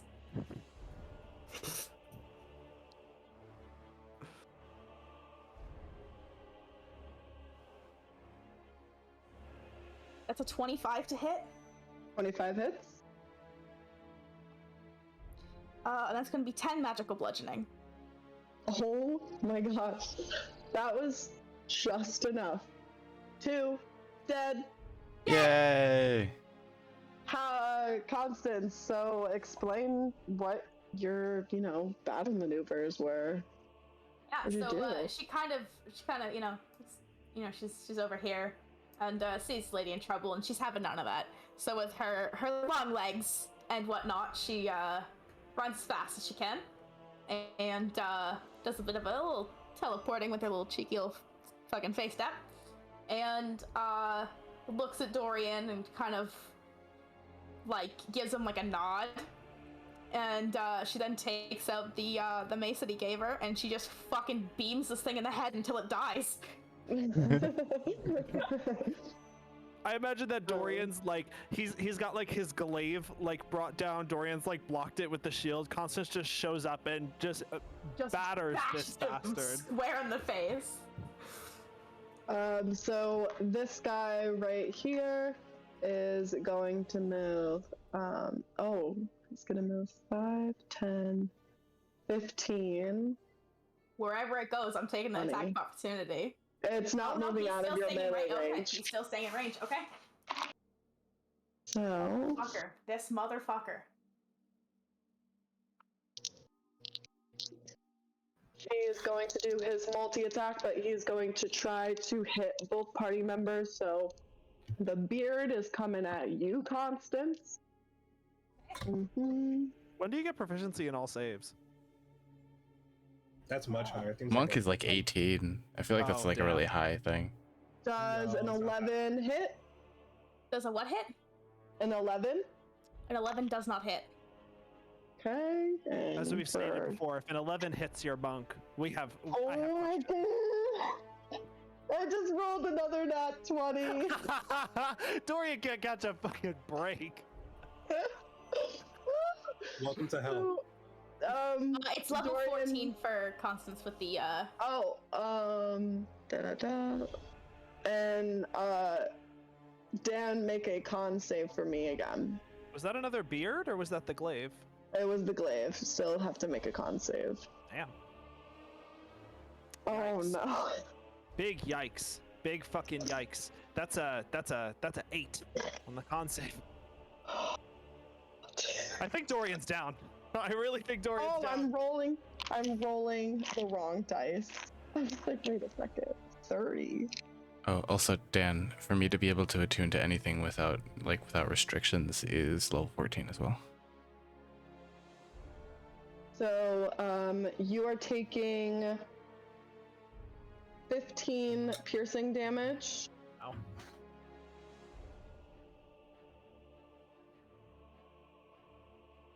And because you failed the con save, you will also be losing an additional 2 hit points at the start of each of your turns, due to this infernal wound that you see get sliced through your arm.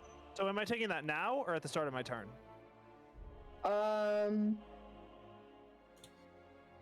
At the start of your turn, you'll be taking 2.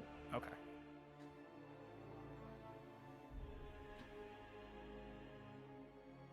Oh my god. Owie, owie, ow. And you will continue taking this if the target continues to hit you, since you are the damaged one. So I'm going to be putting a little thingy there. Now it's this guy's turn. And he is going to go...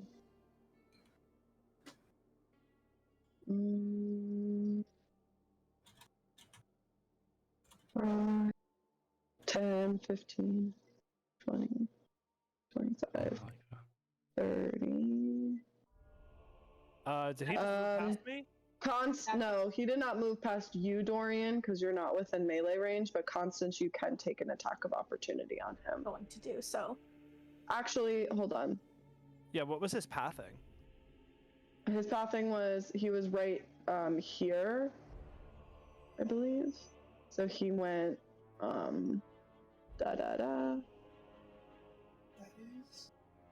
He went like around here. Did he do this? And yes. Oh, okay. Yeah, so Constance, you can take an attack of opportunity. That is dirty 20 to hit him. Dirty 20 hits? 11 magical bludgeoning.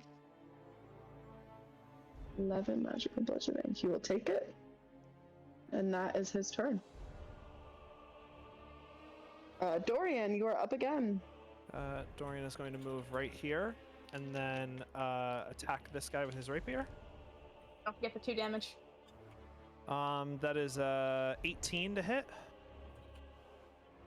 And 18 hits. And I'm going to attack again. That is a 19 to hit. 19 hits. Excellent. Oh, wrong die. Where is it? Where is it? Where is it? Where did I put it? Where did I put it? Where did I put it? Here it is. That will be in total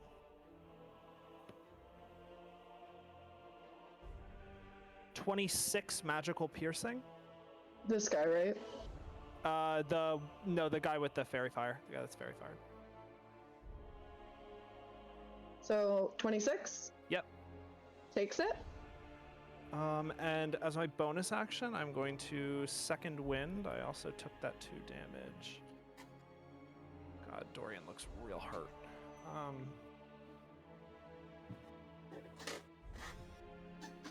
Better than nothing. I gain 9 hit points. Okay.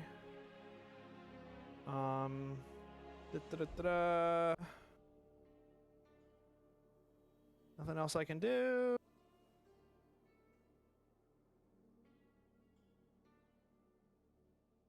Huh. Yeah, I'll leave it. Oh, and you are up. I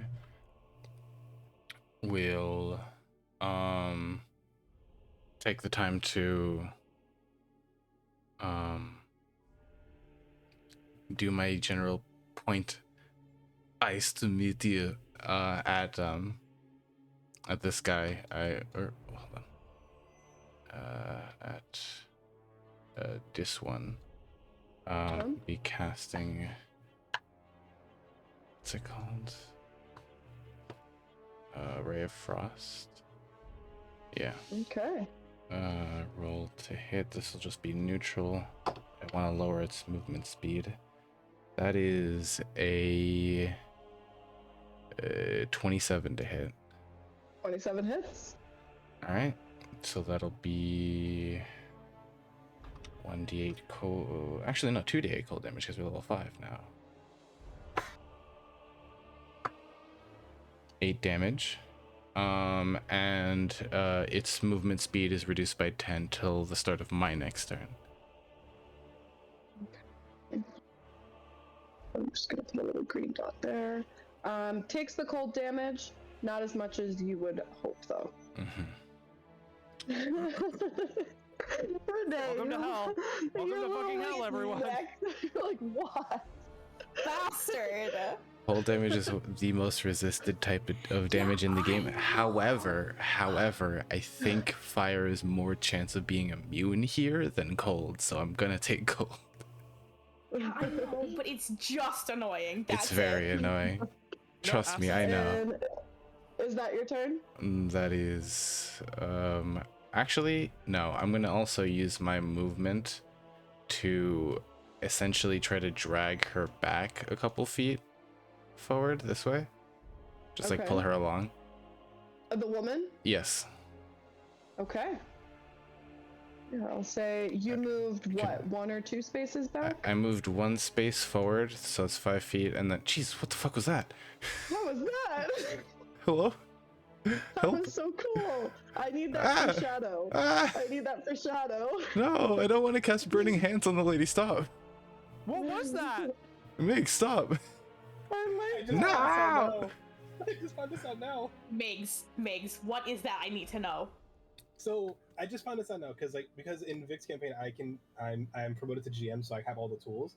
There's a lightning bolt on the toolkit on the left that I just noticed, and I was like, "What the fuck is that?" I clicked on it, and all it said like beam and then acid. I was like, "What is that?" So I tried it, and wepa. Oh my goodness, I love that. Acid splash. So you moved. So move 5 feet forward, and then I'm moving as far as I can back, but it's like half movement. So I think I can only move like 10 feet. So yeah, like this much. Dragging a person. There you go. Yeah, and that'll be my turn. Awesome. So it's Rhea's turn. She's going to go right here.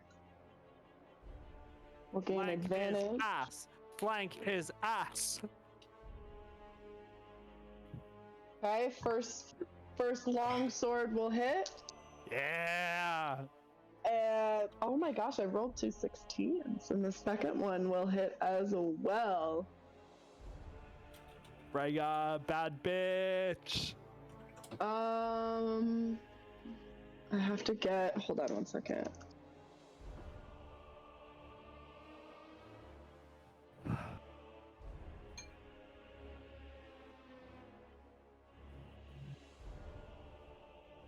Renee. Yeah. I have to let you know that when we were doing that big fight in Curse of Strahd that almost got all of us killed, you know what fight I'm talking about, with the thing but not the thing. And E took all that damage, and I went, not on my watch. Yeah. 56 points of healing, thank you. And your face was so good. Wasn't that what life transference? Life transference. Dan sure does like that spell. That spell is so good. Yeah.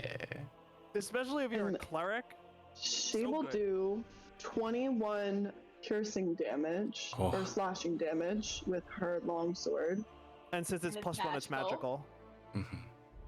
Oh, thank you for reminding me that. So, yeah, minus anything full with a 21. With a plus anything is considered magical. And that is her turn. Constance, you are up. All right. Constance goes right here, just to stop him from running away. Actually, she'll stand here so that he doesn't, run off. And so she's gonna hit him a metric fuck ton of times. So that's advantage because it's very fire. Could you flurry of blows after you hit with a monk weapon? Yep. Yeah. I think it's just after you make a melee attack, right? Yeah, I'm pretty sure. That's a 25 to hit.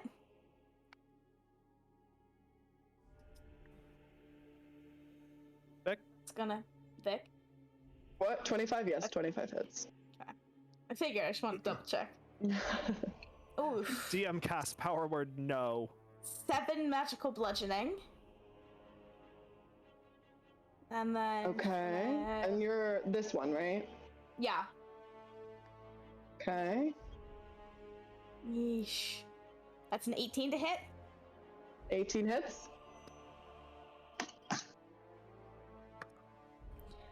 That's gonna be 11 magical bludgeoning. Takes it. Is he not dead? Okay.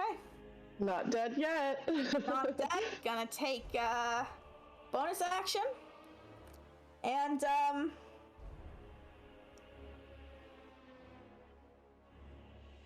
yeah, bonus action to use Flurry of Blows. So that's a key point used.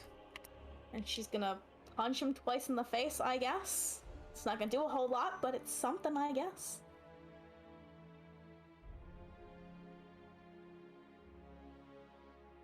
That's a nat 20 to hit, DM. A nat 20 hits and you get double damage. Double days. Ouch. That's gonna be 9 bludgeoning damage, not magical. Okay. Takes it, doesn't do as much as you'd like. And then she's gonna punch him again.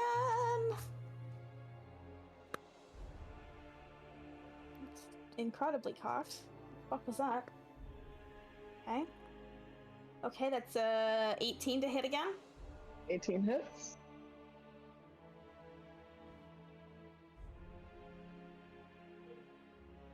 And that's another 9 regular bludgeoning damage. And that is just enough to dead. Dead. He hits him with the glaive twice and then sees that he's still standing, kind of sighs, and just, like, in rapid succession, just, like, punches him in the face really twice, just goes, bop, bop, and then just watches him die. And then you just watch him, like, just, like, when, like, somebody gets, like, socked in the face and their head goes back, and then they just, like, like, Goliath fall onto the ground with, like, no movement, and he is dead. And then, so it's what, 5, 10, 15. She's gonna stand here. Awesome.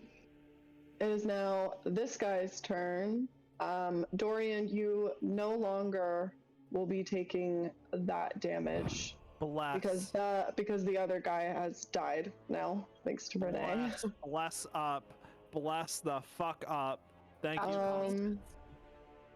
And this guy is going to try to run away from you guys. So all 3 of you can make an attack of opportunity. So move him up one roll. What was that, Mix? He was just telling me to move him away, so he was out of melee range of all 3 of you. So all 3 of you can get the opportunity attack. Is this with advantage or because he was running away? No. No, he has 10 less movement speed until my turn.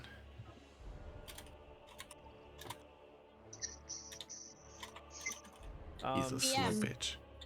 Yes. That's a dirty 20 to hit. It's a 16. Dirty 20 will hit. 16, Vic? 16 will hit. And Reyes will hit. Don't even roll damage. He only has 16 points of damage left. I'm assuming with all 3 of you. That's 9 from Dorian. That's 9 from Constance. That's enough. Is this magical? Yeah. Yeah. Yes. Okay, yeah, dead. He is out of here. And with that, party is out of initiative. We can pull y'all back onto the Elturel map. I have so many fucking spell options. The fact that I can prepare. Oh.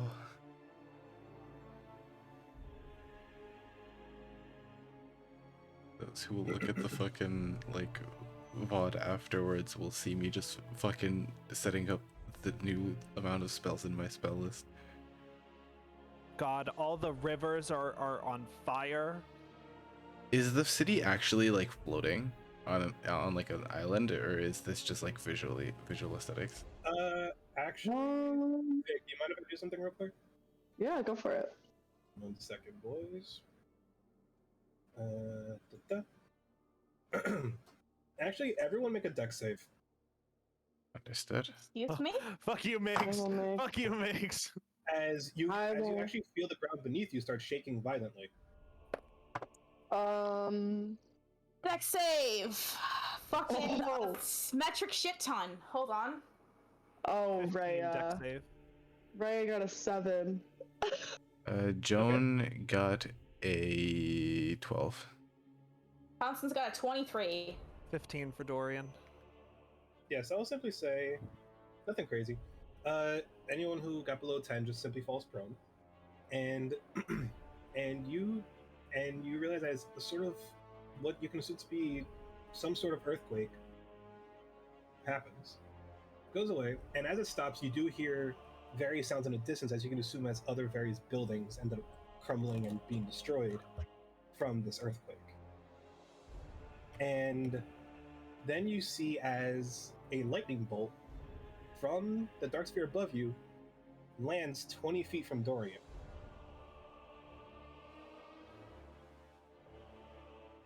It's me? All I can think about is Renee describing the piers that we were on, and at the very last sentence, "This is not a safe place." Welcome to Helter. The commoner woman, she like runs up to the party and she thanks you guys profusely, and she is, although she's a commoner, she is carrying a longbow and also carries a like pack of quivers with quiver with 40 arrows, which you all can see have silver tips to them. And she says to the party, many of Elturel's citizens died when the city was drawn to this terrible place. Still more have died in the days since from the attacks of terrible creatures, a lack of food and water, and the collapse of many of the city's buildings, as you had just seen. We've been hiding in the basement of a tavern that had enough reserves of food and water to keep us alive for a time, but we ran out, and that's what's forced us out of our safe hiding space. The city has been split into two, and I've heard that there's other survivors on this side of Elturel.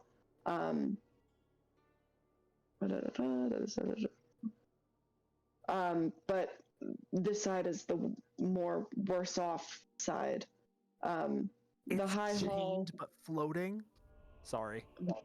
You're good.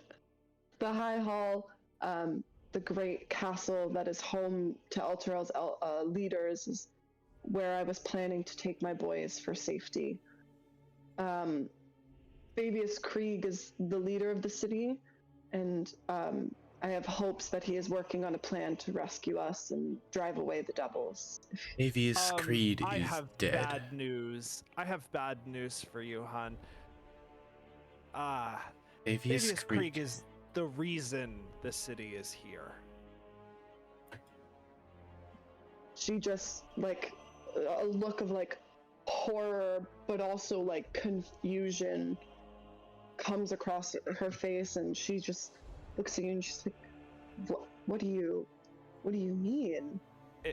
I mean, if you won't take my word for it, and he sort of like ushers to Rhea, one of your own has seen it. It's the truth. He made a deal with many archdevils, specifically Zariel.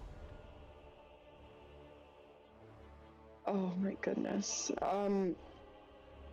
Have you guys, you guys were aware that the Duke, the Duke, what's his name? God. Oh, Alter Ravengard. Older Ravengard, was in the city. He is probably at the High Hall as well. Rhea, do you know where the High Hall is? That is where we are heading to. Hopefully there's some form of passage for us to get there. And one last thing. You wouldn't have happened to see or have met a woman goes by the name Diana? Blonde hair, blue eyes, fairly chipper demeanor. Kind of looks like me, you know.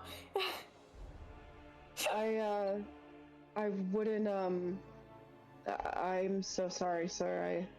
I have been in hiding, have not really seen that side. I can tell you that she most likely is not on this side of Elturel. Okay. She can handle herself almost better than I can, so. Constance like gives Dorian like an attempt at like a reassuring pat on the back. She's like, okay, so you know, we know this is the side that's worse off. So if they're, you know, better off on the other side, there's still she can handle herself. There's hope. Don't worry, Constance. She reminds me of you very much in the sense that she can handle herself quite well. If you all are going to the western part of the city, would you mind if me and my boys traveled with you for hopefully safer passage than just on our own? Yeah, of course. Of course. By all means. And she like thanks you guys profusely again. Rhea is gonna say, All right, everyone. We can't have another lightning strike 20 feet from us. Let's keep it moving. Yeah. Joan. And yeah. Sorry, Joan. Joan will kind of like move slobber chops around to fucking have play with slobber chops like near the kids so that they can, to distract them. Yeah. Slobber chops and Lulu are like kind of playing with both of the like kids, kind of like comforting them. Like trying to make them smile a little bit in the pun intended hellish situation that they're in. Yeah.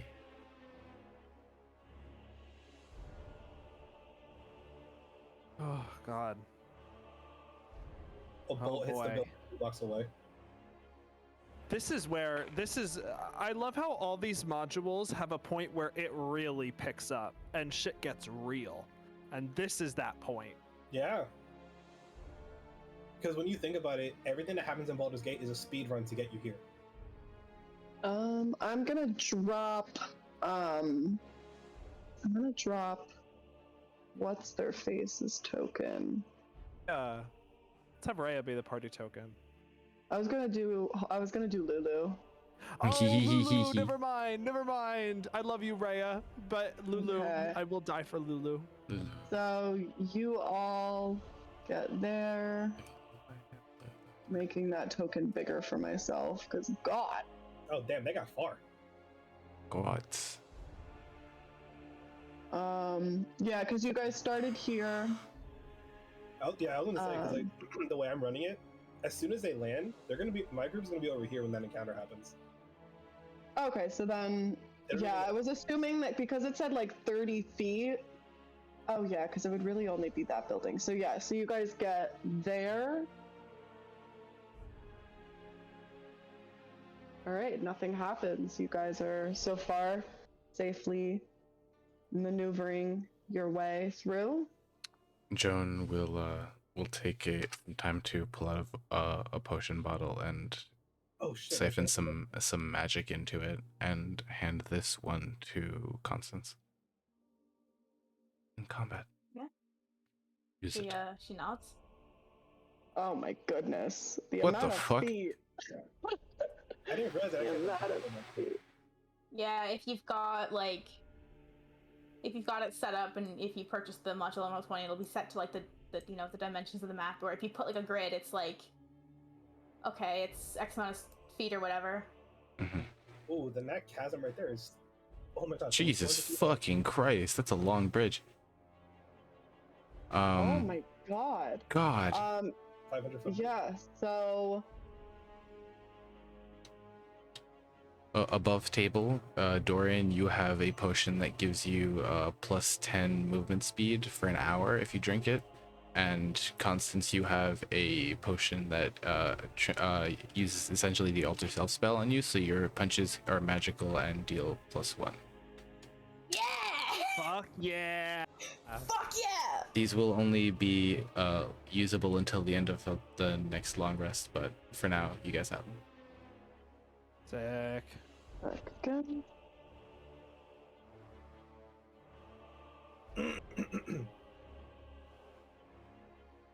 Let me guess. Elturel has its own random encounter table. Oh, 1000%. Wouldn't it? Hello? The trip to Candlekeep has its own. Gotta make it fun. Yeah. Yeah? The potion, the movement speed lasts for an hour, the transformation lasts for 10 minutes. For your own information. So, as the party passes an alleyway, they notice an imp talking with a halfling. The two are focused on each other, making it easy for you all to be able to overhear the conversation. The halfling, who you hear the imp refer to him as Pilster, has been hiding with his family in the basement of their bakery. They are running out of food, so Pilster has braved the streets to search for provisions. The imp, Pritchalux, is offering Pilster a month's worth of food for the low price of his soul. Pilster is preparing to sign the contract as the characters come upon the pair. Nope, Constance is gonna say something not happening. No, hell no. Actually, I'm gonna do you one better. Longbow shot straight at the imp. All right, everyone roll initiative. Can I fire that longbow shot? Yes, you can. Nat 20 on initiative, baby. For the longbow, that is a dirty 20. Okay, cool. Leo, I see your nat 20 and raise you a nat 20. You will be going first. I concede my going first with my 1 dex. With my my plus 1 dex. There's an 8 for initiative. The damage for the damage, if that dirty 20 hits, which I'm pretty certain it yes, it will hit. is a 10 non-magical piercing. Non-magical piercing. It takes it. Doesn't take as much as you would like. Just give me a second so we can get your map going. Yes. It seems in hell things are a lot harder. Crazy. Almost God, we should have gotten conditions. all magic everything. Mm-hmm.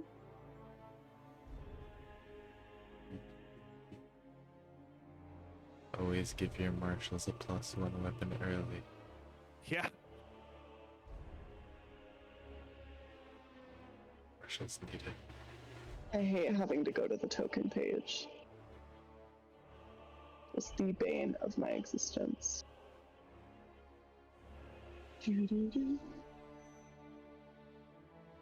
By the way, this entire time, Joan's like, call me the Silvira.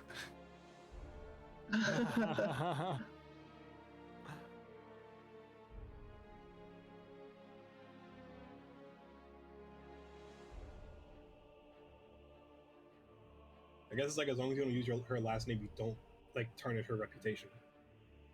Yeah. Sure. Yeah. Leo. For all anyone knows, my name is Silvira. Last name unknown.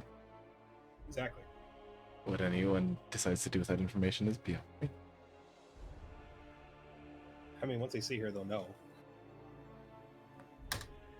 And for the halfling, I am just going to be using another veteran token just to make my life easier.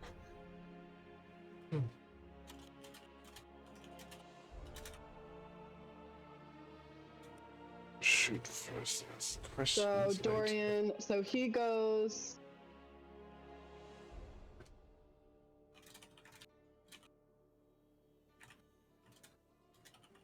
So he goes invisible. However,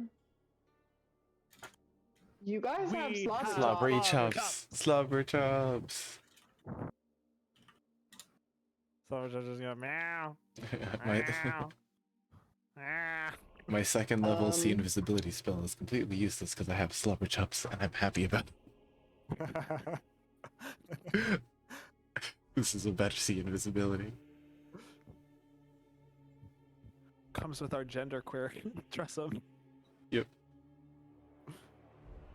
Joan will put their eyes into like slobber chops' fur and wings and just like look around. Okay, so with Slobber Chops is telling you the imp is still where it was. So everyone roll initiative. Me and Renee got nat 20s. Yep. I got an 8. That's another for ourselves plus 1. I guess I have to keep that in mind. Yeah, potion there.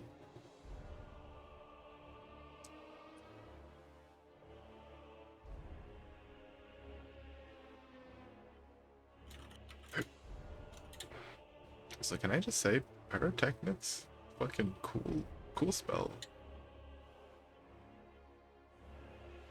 Dana saved our life with it. It's a very cool spell. I like it's very creative, very fun. And in hell, man, it's gonna be pretty nice. I think.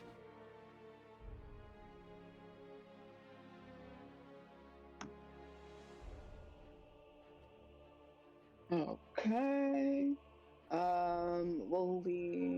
You guys all can update your tokens in the turn order with your initiative.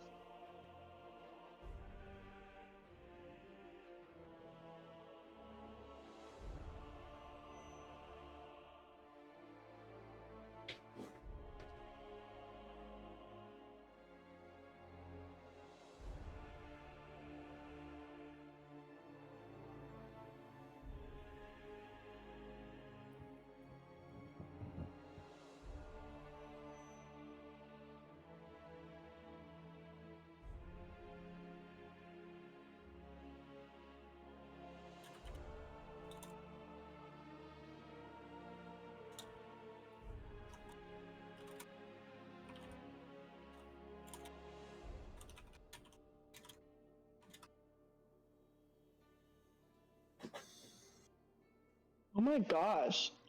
Lulu has a very high armor class. Hell yeah, Lulu. Lulu, teach slobber shops how to not die.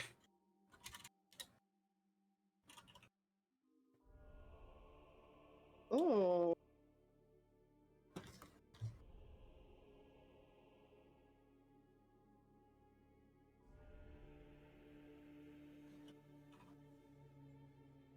Connor's not gonna do it.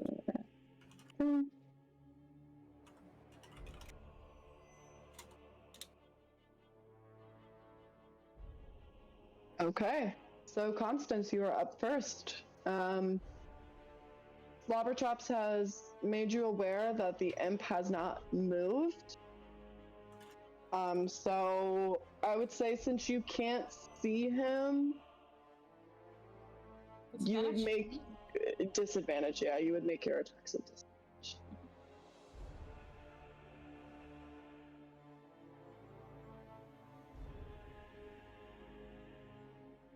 Well, of course it's with disadvantage, because why? I need you to roll that I need you to know that I rolled a nat 20. Oh, but... That's a 13 to hit, Vic. A 13 just hits.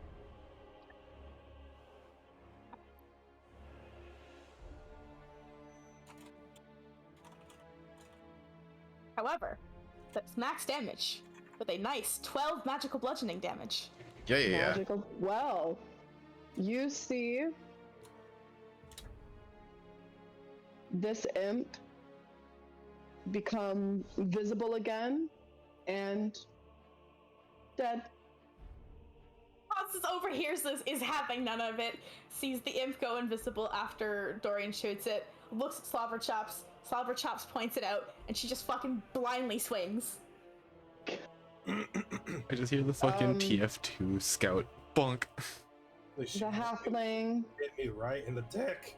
The halfling steps over the dead imp's body and just immediately hugs the legs of Constance and is like, thank you so much. She gives him a pat and then she goes, how many people do you need to feed? To be honest, I would be much better off having safe passage to the west side. Was just about to say it. Grab whoever you need and let's go. Yep. Okay, give me 1 second. Just to make sure I...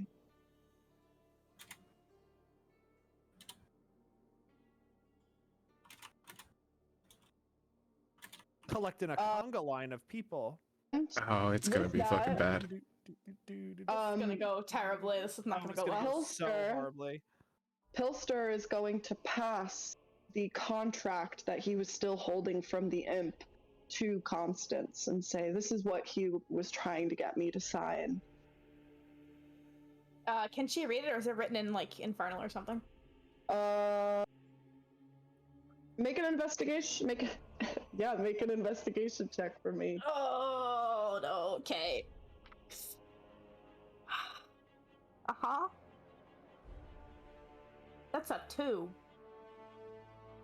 Okay, you have no idea what this contract says. Constance looks at this and she goes, I can't read. And walks over, hands it to Joan. She goes, I can't read. Miss Joan looks at the paper. Do I recognize the language?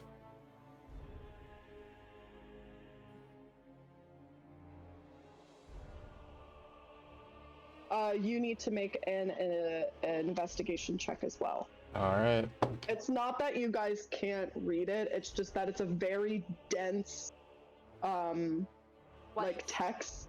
So like Yeah, you like have to terms be of really services and intelligent. whatnot. It's you know, it's law. It's like the law language. So you have to be very intelligent to be able to figure out what it says. Well, yeah, this is a lawyer's code of conduct. Well, this is a 24 investigation. Okay. So as you investigate and as you're reading this, you realize that the halfling would have actually been tricked into not only signing his soul over, but signing the soul of his whole family over to this imp. Would the imp have held up its end of the bargain of the food though? Yeah, I would have given him the food. Yeah. I would have given him the food, but in exchange For all of his souls. the imp was lying about just just Pilster signing his soul over. It was his whole family that signed their souls over. Yeah. So there was lying.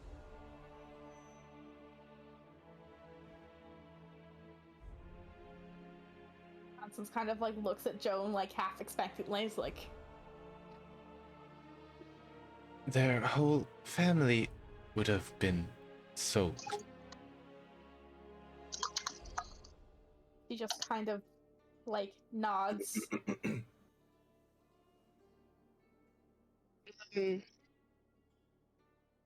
Just let me get a quick.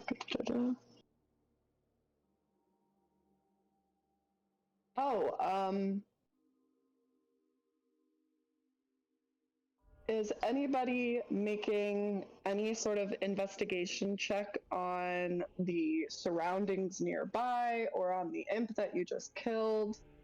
I mean, Dorian's perceiving. Yeah, Constance would be keeping like an active eye out, but not investigating. So, anybody who wants to investigate the imp's body, roll investigation check. I'll check it out. And Pilster goes quickly to grab his wife and his 3 children and brings them into the pack of people that you have going right now. That's an 11 pick. Okay. Dorian, you said no? That was a 7. Okay. So you find a soul coin. Oh! Interesting. I know what this is above table, but I will not say anything. Well, Joan has currency in hell. The Bank of Joan has gone to international coin. Interplanar coin. Interplanar coin. Right, we're going into cryptocurrency, baby. No. So the party continues on. Party continues on. Jeez. This is going. Vic, do you want me to give them the soul coin hammer? Yes, please. 1. Oh, I like the look of that. Oh, that's neat. It's a magic item, yeah. Magic item. It is a magic item. Oh, interesting. Oh, I don't want to. Oh, do we need to? Do we know the? I guess it could like identify it. You can identify it. Yeah, you would be able to identify it. Yeah. It's because for me it's like it doesn't say it needs attunement, so I was just like. Yeah.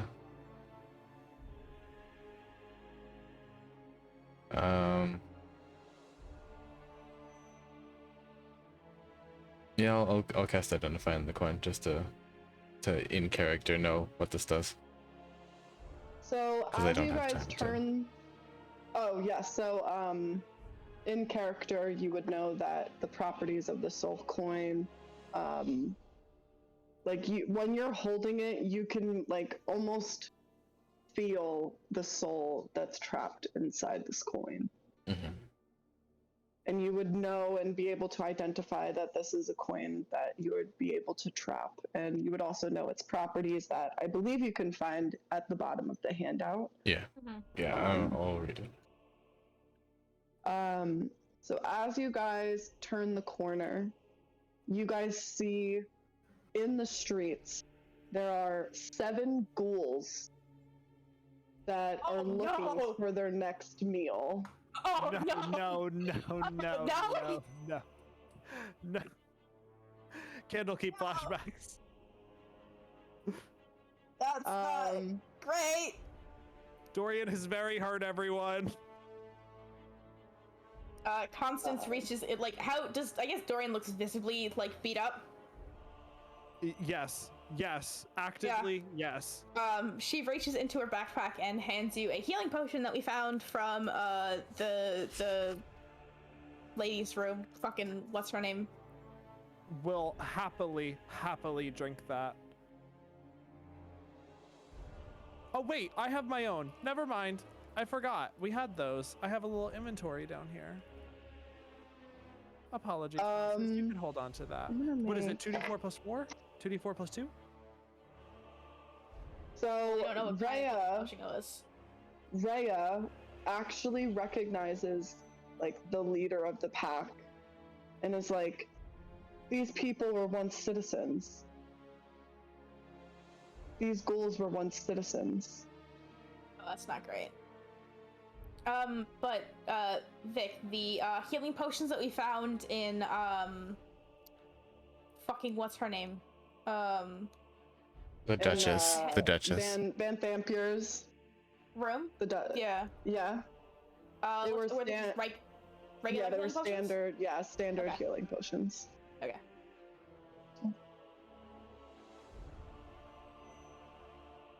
God, think of how easy it is to become a fiend warlock in this module. So you turn the corner and it's like a what is that show? Like The Walking Dead, where like they're walking towards you and like one of them has like an arm in its mouth, the other one is just like super like aggressive and like hungry at the time. And they see your full party of people, as well as all of the children and like helpless commoners, and they're attacking. Yeah, Constance will stand kind of in front of everybody. Yeah, Dorian as well. I'm assuming that Dorian, Constance, and Rhea have made like a wall. Like a line, yeah. Hold the line. Hold the line.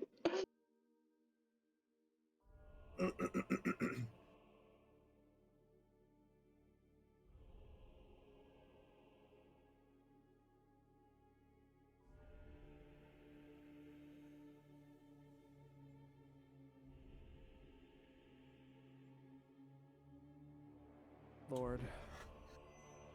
Good hidden Lord. That's who you're praying to? Gonna move y'all back.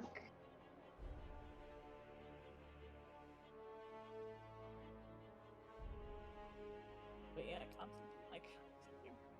God. And I assume like the commoners and stuff like that would be like the very, very back of the party. Yeah, like even Sexy and Joan are ahead of them. Yeah. So it would look more so like... I wouldn't have Strixie up in the front. I was just gonna Joan move has the Joan. higher AC, to be quite honest. Yeah, Joan will be standing in line. Put Slobberchops behind. And then we'll just have the families back here. Interesting. Just like terrified. Like the children, the one commoner who you first saved, are like just continuously just putting their heads into like the crook of their mother's neck.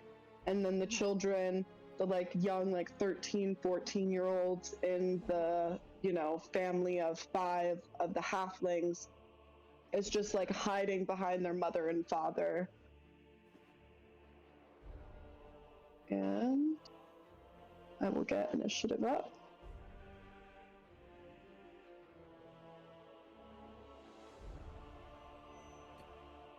That's a natural 20, baby. All right, initiative. Man, if only I could fucking get a high initiative on this one. Ah! Fuck. Hey Migs. Yeah, what's up? Just because it's a lot right now, can you, look at Lulu's stuff in the Candlekeep and figure out what she would be remembering as of right now? And like where her stuff would be if she has anything as of yet. Oh, like when she would get her memories back? Yeah, because like there were like timestamps and stuff. Right now it's a lot for me to do by myself right now. I don't think it would be any time. I don't think it would be any time right now if I remember correctly. It's probably after key plot points that she regains her. It's gonna definitely be key plot points, and right now would not be one of them. Yeah, we're just running. We have that Nicki Minaj song playing. like with all of these comedies. And Vic actually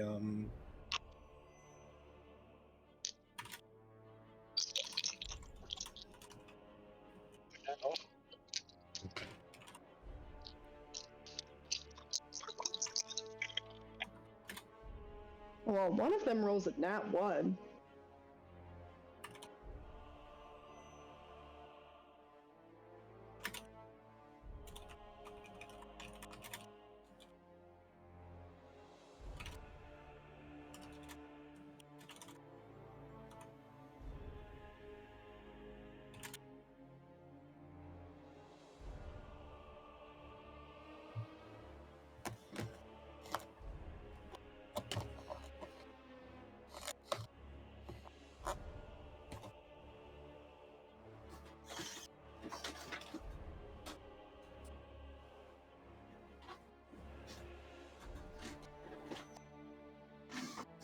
got you, Vic.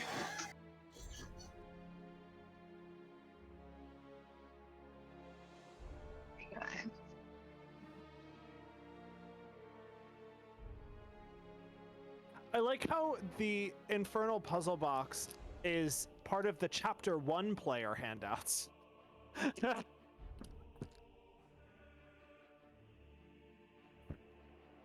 These are long chapters in this book. Mm-hmm. At least they're in order in this one. Mm-hmm. Poor Renee. Got it. I've run it once. I'm basically an expert now. You sure? Yeah. Well, it'll be set. It'll be fun. Are you ready for another cleric to have commune? Yeah.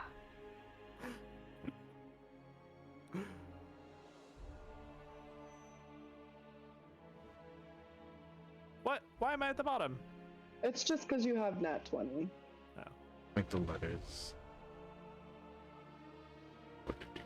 All right. God, I'm so far down in the initiative order now. So Dorian, you are up first.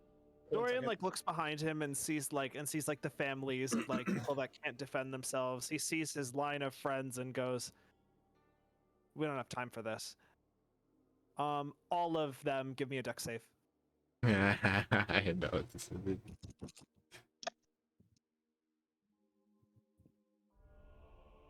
Oh, that's a lot of damage. Oh. Okay, so we have an 18. Fail. A nat 20. Well, that succeeds, but I mean... It's a 22 with its modifier. Yeah. That succeeds. A nat 20 for a total of is the... 22. 3. Fail. Also a nat 1. Fail. 4, another nat 1. And then a 10. And then the last one fails with a 4. So all of the ones that failed... The only one that succeeded is this one. All of the ones further back. All of the ones that failed are taking 40 fire damage, and the ones that succeed are taking half of that as Dorian casts Fireball with the shield. Oh, Fireball. Love it. I thought it was going to be Wall of Fire. Yeah. It's one charge. I still have 3 more fireballs. If it succeeds, is it taking any damage? Half. It takes half. So 20. This guy is not looking good. Right. All right. Next.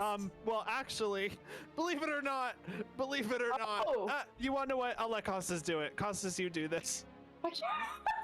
I was gonna burn a battle master maneuver, but I'll save it. Save your battle master maneuvers. Constance just kind of meanders on over, fucking like the mace in hand, ready to fucking go. Dirty 20 to hit. Dirty 20 hits. 8 magical bludgeoning. Dead. Dorian said, "Not on today." I was this is gonna be the last battle of the night if this takes us like 30 minutes, but it took you 4. It took me longer to roll all of their initiative. I saw all those ghouls, looked at Joan on the front line, and I was sitting there like, we got in this quickly. Joan can handle themselves. No, I know, but we have a caster on the front line. We gotta get to the other side. We have a caster that isn't a blade singer. We gotta end this fast. Hey, I've got a 16 AC. Still, that's how much of an AC Cordelia had. But she had plenty of ways to get temporary hit points. Not again, Victoria. Rolling so good today. I am rolling so good today, but it's so bad for you guys. Oh, okay. Are there more ghouls? I use another charge. I'm not having this.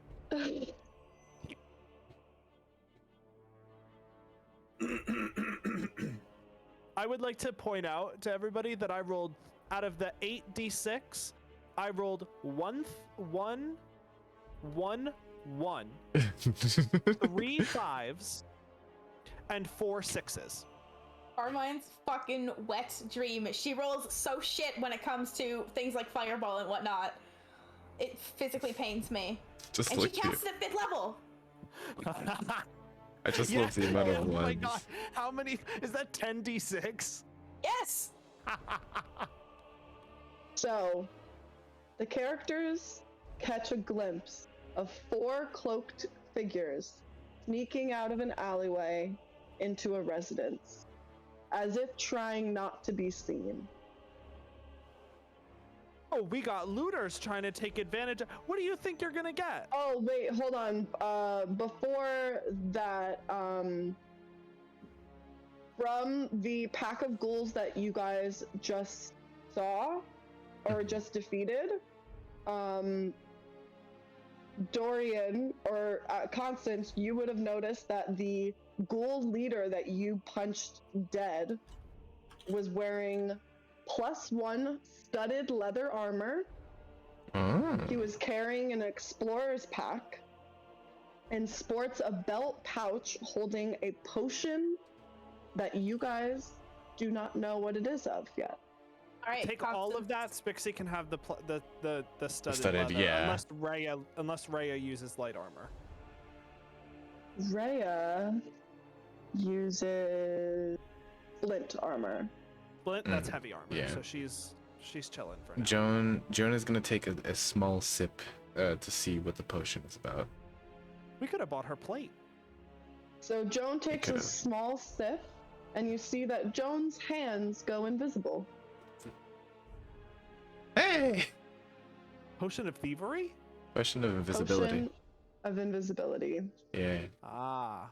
Joan corks it, puts it in her bottle, or their bottle. It's like a big compartment.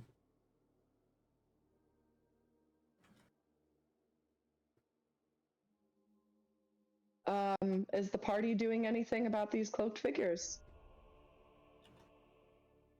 Joan. Do they appear like they have like malicious intent? Like, yeah. Are they like? Oh, absolutely. They are trying to go into the residence, and they are sneakily trying to go in there without being seen. Joan. Yeah. All right. Do they just look like cloaked rogues, or do they look like, you know, like for meta, like in meta terms, like do they look like Dead 3 cultists? Is what I'm like. You are not aware. All you see. Do they look like Sariel, basically? Sariel was different. She wasn't. she was different. She's so different. Oh my god. They are just 4 cloaked figures. All you see is the glimpse of 4 cloaked figures. You do not see their faces. All you see is that they are sneaking out of an alleyway into a residence. How far are they? They are, let's say, like 30 feet from you. Joan will cast web on all of them. Casting web on all of them? Yep, dexterity saving throws. Alright, my friends. Migs, just let me know when you are done setting that. Well, I mean, I gotta make a change because of what Leo just did. Got it. I ruin everything. I said 4, right? This time, but a dirty 20. Vic. Yeah. How close to the residence do you want to put them? They are up against they're at the door, but they're 30 feet away from the party. Gotcha. Or fails.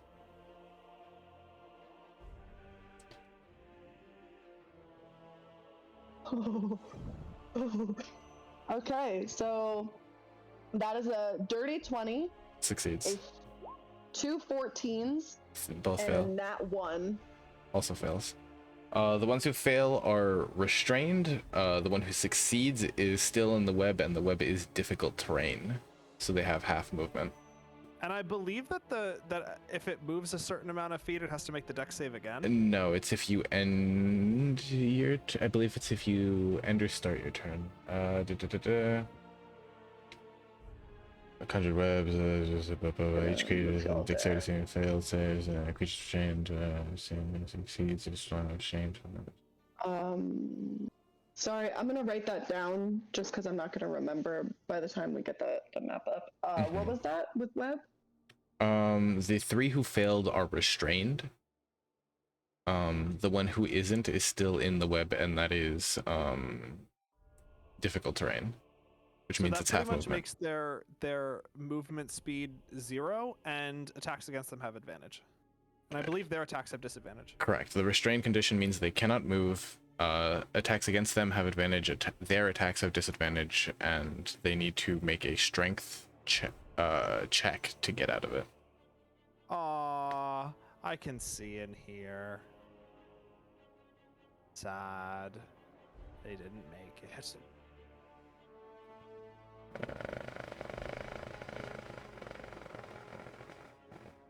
Which one is the party? Oh God. Oh, Migs, is this Witchy Witch map? Yeah, I subscribe to the Patreon, but the problem is that I have the one without the watermark, but the file size of the watermark is too big. It's like 15 megabytes, and the limit for Roll20 is 10. Unfortunate. Did you get the like? Cause it's like the lower resolution, isn't there? There's like the high resolution, like the lower one. Pretty sure. Anyway. I don't know, cause I see the HR one. I'm trying to find the. Hold on. It looks like because what I'm looking at is like the free one is the lower resolution, and then the paid one is the high resolution. Hold on. God, look at oh my God! Look at this city. Look at what happened. This was once a beautiful city. Yeah, I bet it was. I mean, it was good enough for your sister to want to go and visit. Well, my sister was there on a she was protecting a caravan, so the whole caravan's probably here, but they're probably dead. There's no way that Diana was able to protect all of them. Who knows if she's even alive? Leo, what point are you? What point do you? Okay, I'm right. There. Yeah, I'm making that the space in which web is, and any creature that starts its turn has to make the dex save again.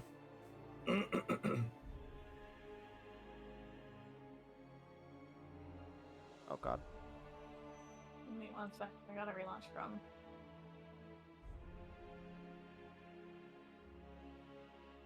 Cuts off their escape, and if they move forward, that's fine, but it means that it doesn't affect our party.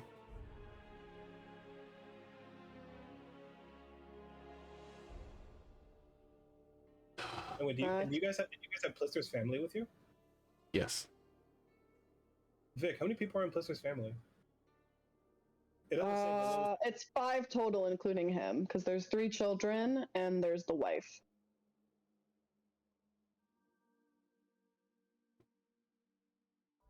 Cool. There you go. I just want more comments. And then we have the lady with the 2 kids. But she's holding them. Yeah. She's holding them. Because of the fact that they're like little kids and she's holding both of them, I'm not even gonna put a token for those kids. Fuck them kids. No, I'm kidding. Fuck them kids. God, this fucking commoner token has made the rounds. Truly. It's everywhere.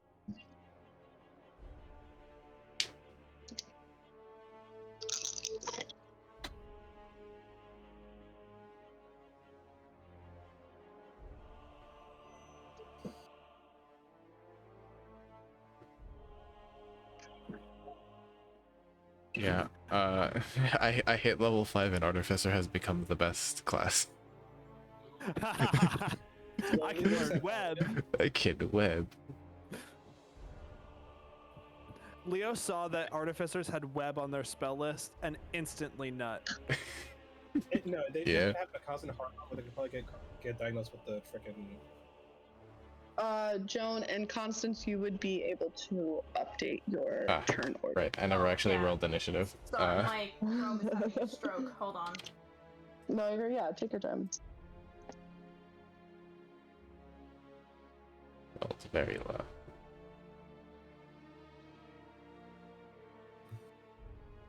God, I just can't imagine that there's anywhere in hell that you'd be able to short rest. I feel like I have to conserve everything. Actually, I may have a way for us to short rest. Yeah, like, do you have Tiny Hut? I have Rope Trick, which lasts for an hour. Joan, what is your dex? Oh, my dex is +1. It is a 12. Roll off. Roll off. 17. You win. Hooray. It's gonna be 3.1. This is an encounter I cannot wait to present to my group. All right. You know that Althea is gonna kill them all. I know. First up is this one. He is restrained. Correct. So he has to make a strength check. It takes his action to make a strength check to break out of it. Does an 8 break out of it? No. Okay. That is his turn. Dorian, you are up. 5, 10, 15, 20.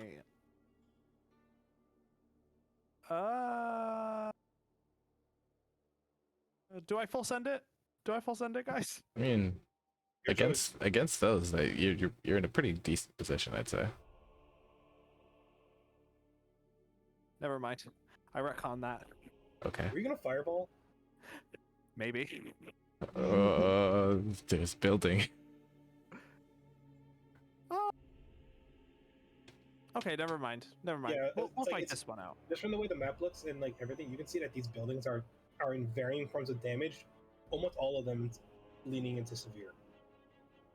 I mean, what is a fireball going to do? Just make it just Everything would pretty much catch on fire. It's already on fire. No, but it's also an explosion. It's also the idea that they're sneaking into. There's people who could be hiding in these homes. Yeah. All right. 10, 15, 20, 25, rapier twice. Hey. That's a 18 to hit with the rapier. First one hits. That's a natural 20. Yeah, baby. Yeah. Double dice. God, this is a lot of d8s.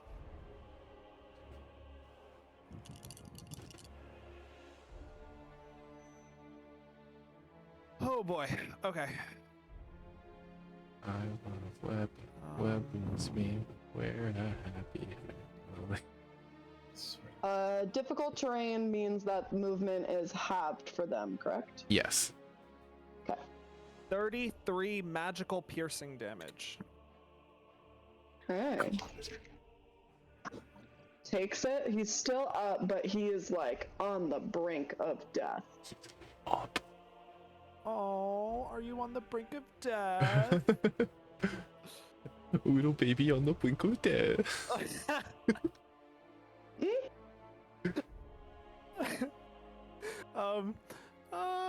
Dorian got anything else fun he can do? I'll hold on to my things. Who knows what we'll need when we get to... Who knows how many more you're gonna go in with how great I am rolling today. Constance, you're up. Oh god. It's now time for the potion. Possibly, I think so. Yeah. So she's going to drink her potion, and so these three like here, they've all been like restrained by the web, right? Yes. Okay, so it's this guy here that's not, correct? Correct. Yes. Okay.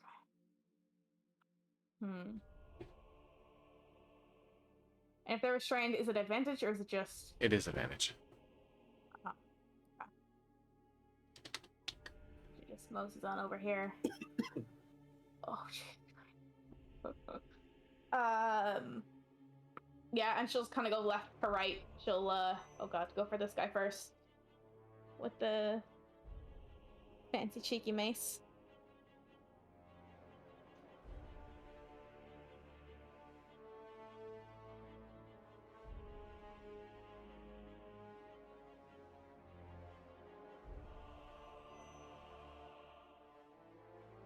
It's a 28 to hit.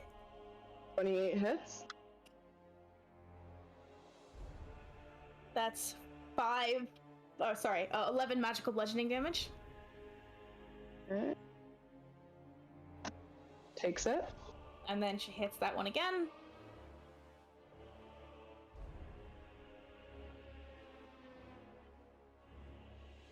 Wait. Which one did you hit? This one. No, it was this one here in front of Dorian. Oh, that one? You did 11? Okay, give me 1 second. This one's dead. Okay. And yeah, then she's gonna move on to the next one then. By the way, so like... that's a dirty 20 to hit. Dirty 20 hits? I don't want to stop.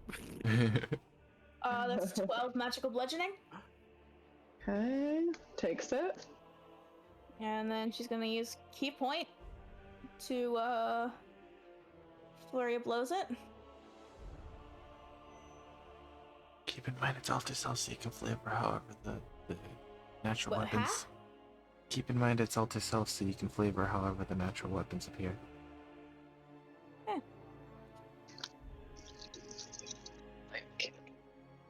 It's a lot for me tonight. Oof. That was 2 3s on the dice.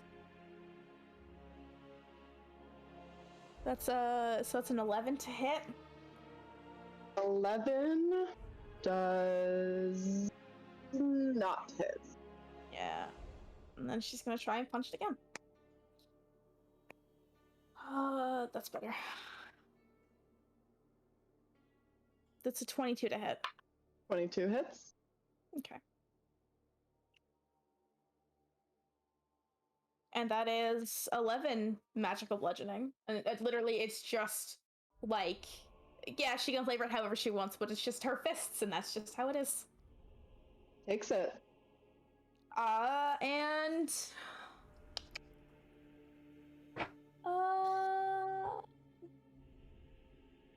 I'm having it that one there can't take reactions until the end of my next turn.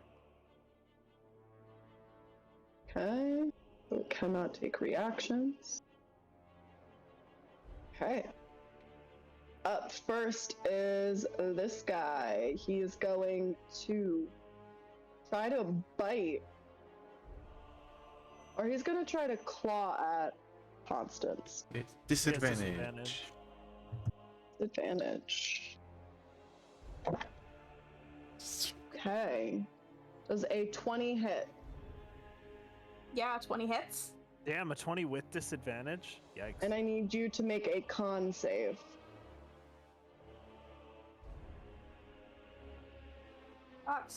That's 16. Okay, you pass the con save.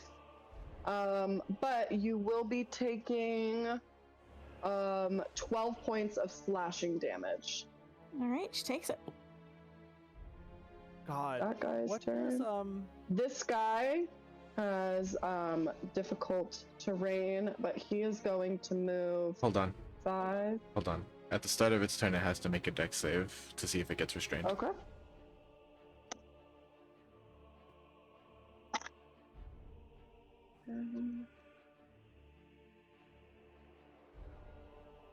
That is a dirty 20. Yes, it makes it.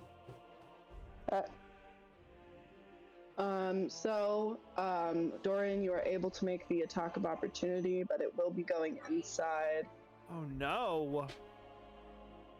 I am absolutely going to attack of opportunity.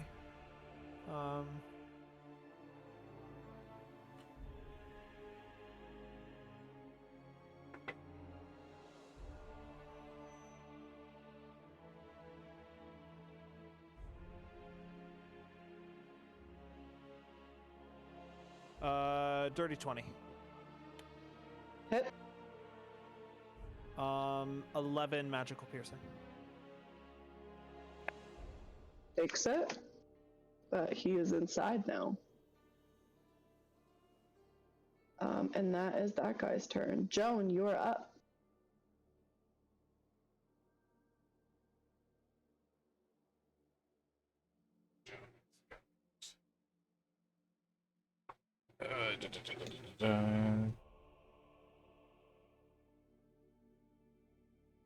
Let's see.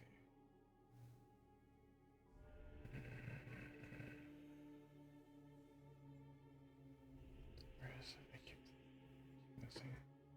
Yeah. I'm going to. Where is...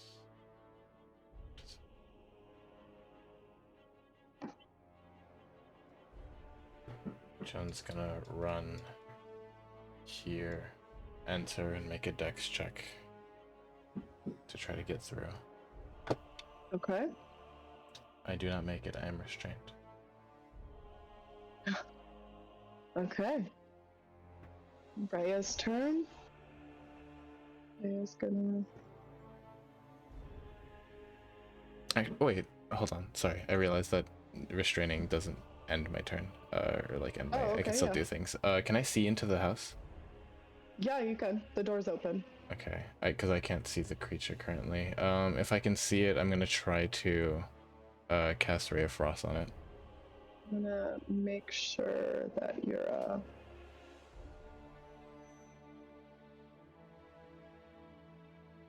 gonna make sure that your vision right now. Yeah, your dynamic lighting should be on. Yeah, for some reason for some reason this area is like obscured. Yeah, this area is obscured for me, and I can't see past over here. Do we have eyes?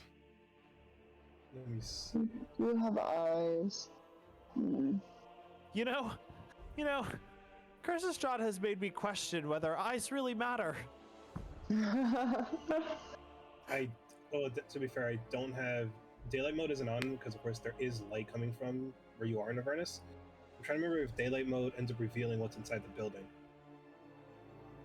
It gives it to the whole map, but if it's like explorable mode, then it won't.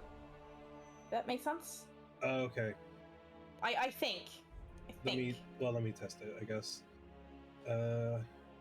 Daylight mode adds light to the whole page, good for a sunny day or well-lit rooms or GMs who don't want to place a bunch of torches. I could just put some torches out here. Yeah. Oh, I can see. Is that helping? Okay. There you go. Yeah. Okay. Okay. Yeah, I'm gonna roll with disadvantage to try to hit.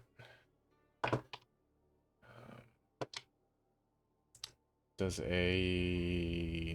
11 hit? An 11 does not hit. All right. Yep. That'll be my turn. So it is Rhea's turn. She is going to go right up to here. She's going to take 2 swipes at this guy right there. With advantage. First one is going to hit. And second one is going to hit. She's going to get her 2 longsword attacks.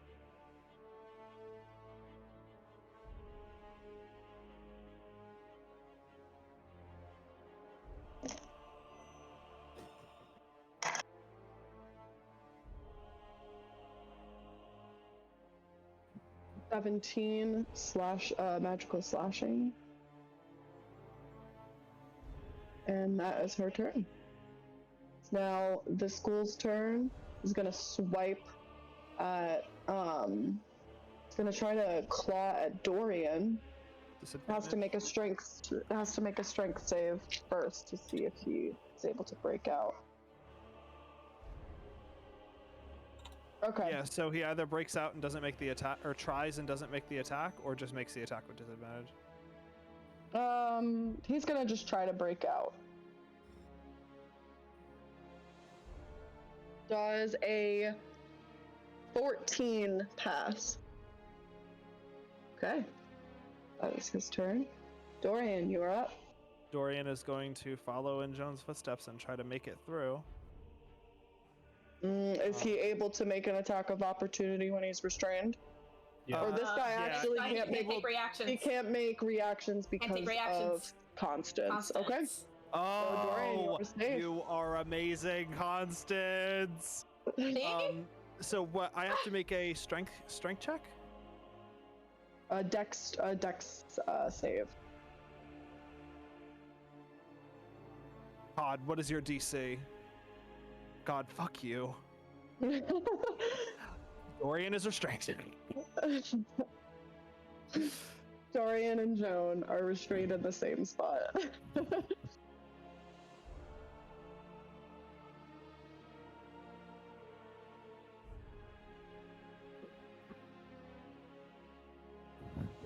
Okay.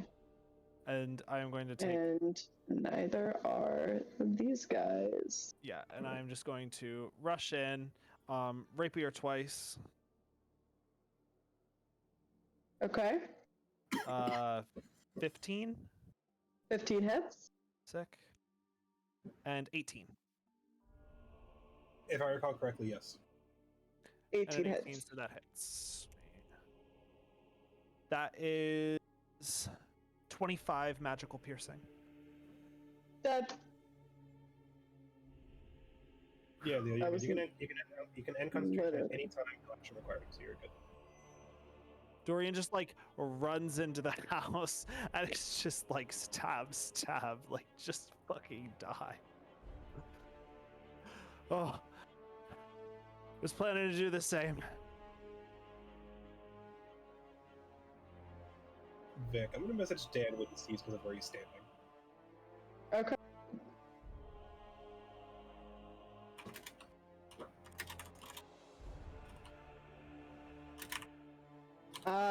Dorian, is that your turn? That is my entire turn.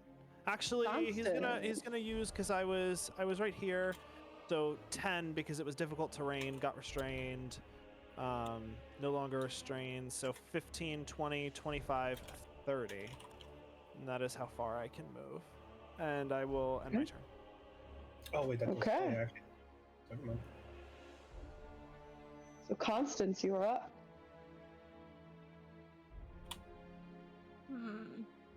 There are fireworks going off outside. Same. Girl, it ain't even the 4th of July yet. Get it together. Alright. Do you think they care in these places? Well. America. Man, I want that advantage. She's gonna take the attack of opportunity against it. Okay. This guy here. Gets disadvantage because it is. No, he's a regular. Actually, he's not restricted. Yeah. Anymore. So he's gonna try to claw at you. Yep. Does a 20 hit? Yep. Can you please make me a con save? 10. That just makes it. Good job.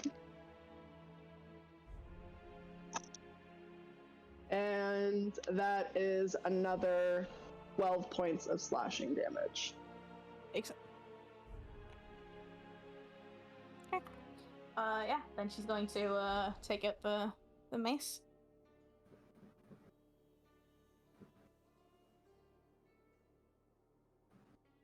Worth it. That's a nat 20. Nat 20 hits, double damage, double dice. Feels atrocious. That's 10 magical bludgeoning. Okay. And then she's gonna hit it again.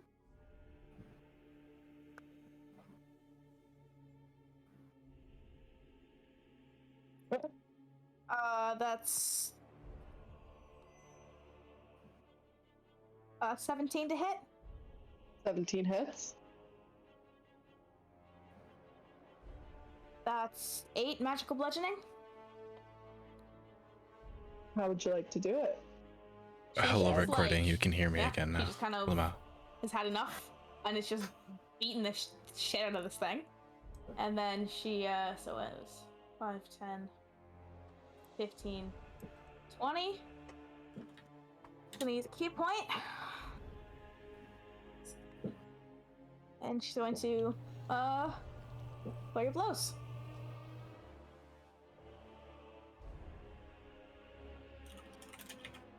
That's, fucking 23 to hit. 23 hit.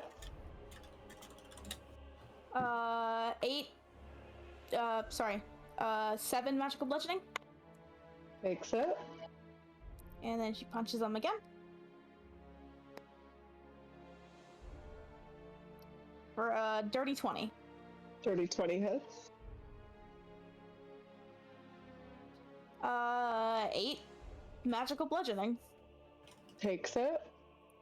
And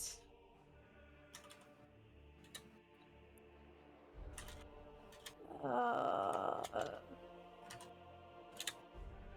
need to give me a dex save, actually. Well, you know what? No, fuck that. Yeah, it can't take reactions until the end of my next turn again. Okay. Now this guy's turn. He is going to look at Rhea in front of him. Try to claw at Rhea.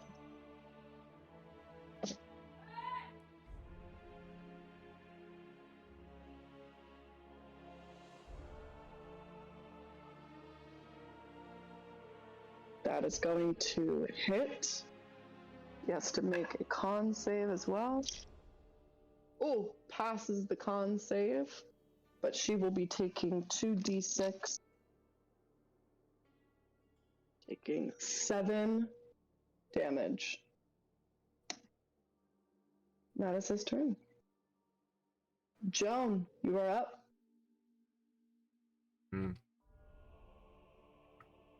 Yeah, Joan's gonna cast Ray of Frost. Point at the guy. Does a 16 hit? 16 hits. All right. 2d8. That's 10 damage. Joan, describe your Ray of Frost.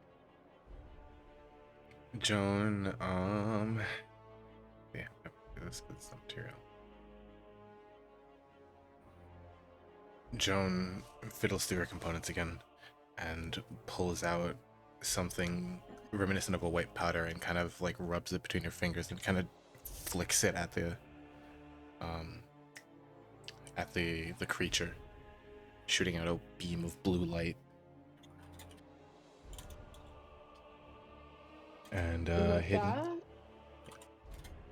Oh no, sorry. No, that was it. Okay.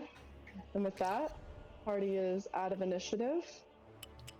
Dorian, as soon as Joan and all of the commotion outside. Sorry, give me 1 second. I have to refresh. Okay. There we go. But as soon as all of the commotion outside has been dealt with, you hear in the room that you're standing in, crying and weeping coming from the cupboard. That's the cupboard, right over, this thing? Right over here. Oh, the cupboard. Okay. I pull open the cupboard. Inside, you see a terrified little girl who is very scared of you as of right now, and she's just like crying. It's okay. It's okay. I'm not one of the bad guys. I'm not here to hurt you. She immediately hurls herself at you and like hugs you and like just basically like jumps into your arms. Dorian like hugs her back, trying to comfort her, and is like, "Let's go. We're trying to get you to the safe part of the city. Let's get you to safety." And then she's just like crying. No, they were all killed. Oh, you poor thing. Okay, let's go. With that, you've added another person. I can't wait to see Miggs's party with nobody. Nobody. Althea and Brad have decided, no, we're not saving anybody. Well, the thing is that Althea is the evil one, and I wouldn't be surprised if she did have people with her, because the thing is that there are several good aligned people in the party, like technically Justin's character, Rhea, and Cicero. They're gonna want to try to help the survivors. Vic, can I tell them what this encounter was, what could have been? Yeah. Or how, so, the way this is described is, if you guys enter the residence or let the ghasts get in there, the ghasts are standing around a table eating the remains of a human family that died during the trip to Avernus. Oh, you told me about this! But you were gonna make it like fucked up and fuck up Justin's character emotionally, right? Because I was thinking about making it Justin's family. Yeah. But here's the thing. I thought about this because in my campaign, it's confirmed they've been there for a month. I'm thinking that little girl's gonna be dead. Yeah. In my playthrough, I might have it where she's dead and that's her family. No, that's fair. I am not that cruel. I will not kill a girl.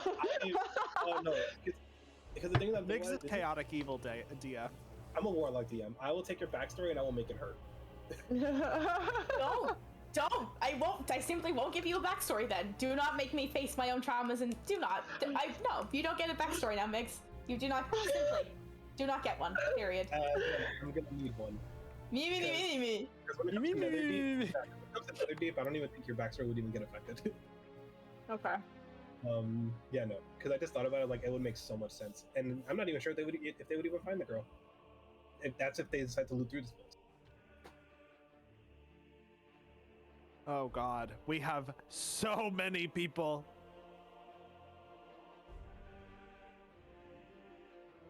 So, as you guys make your way, you finally reach Torm's, the Torm's Blade portion of the bridge.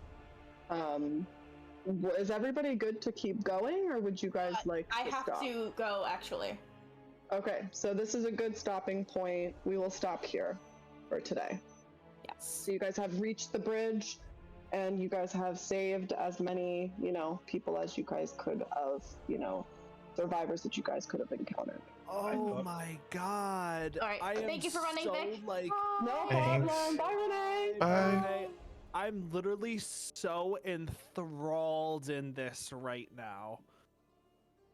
I could play this for hours now. I thought about this. I'm wondering if you can still even watch, because it's a random encounter table. Stop recording. And of course,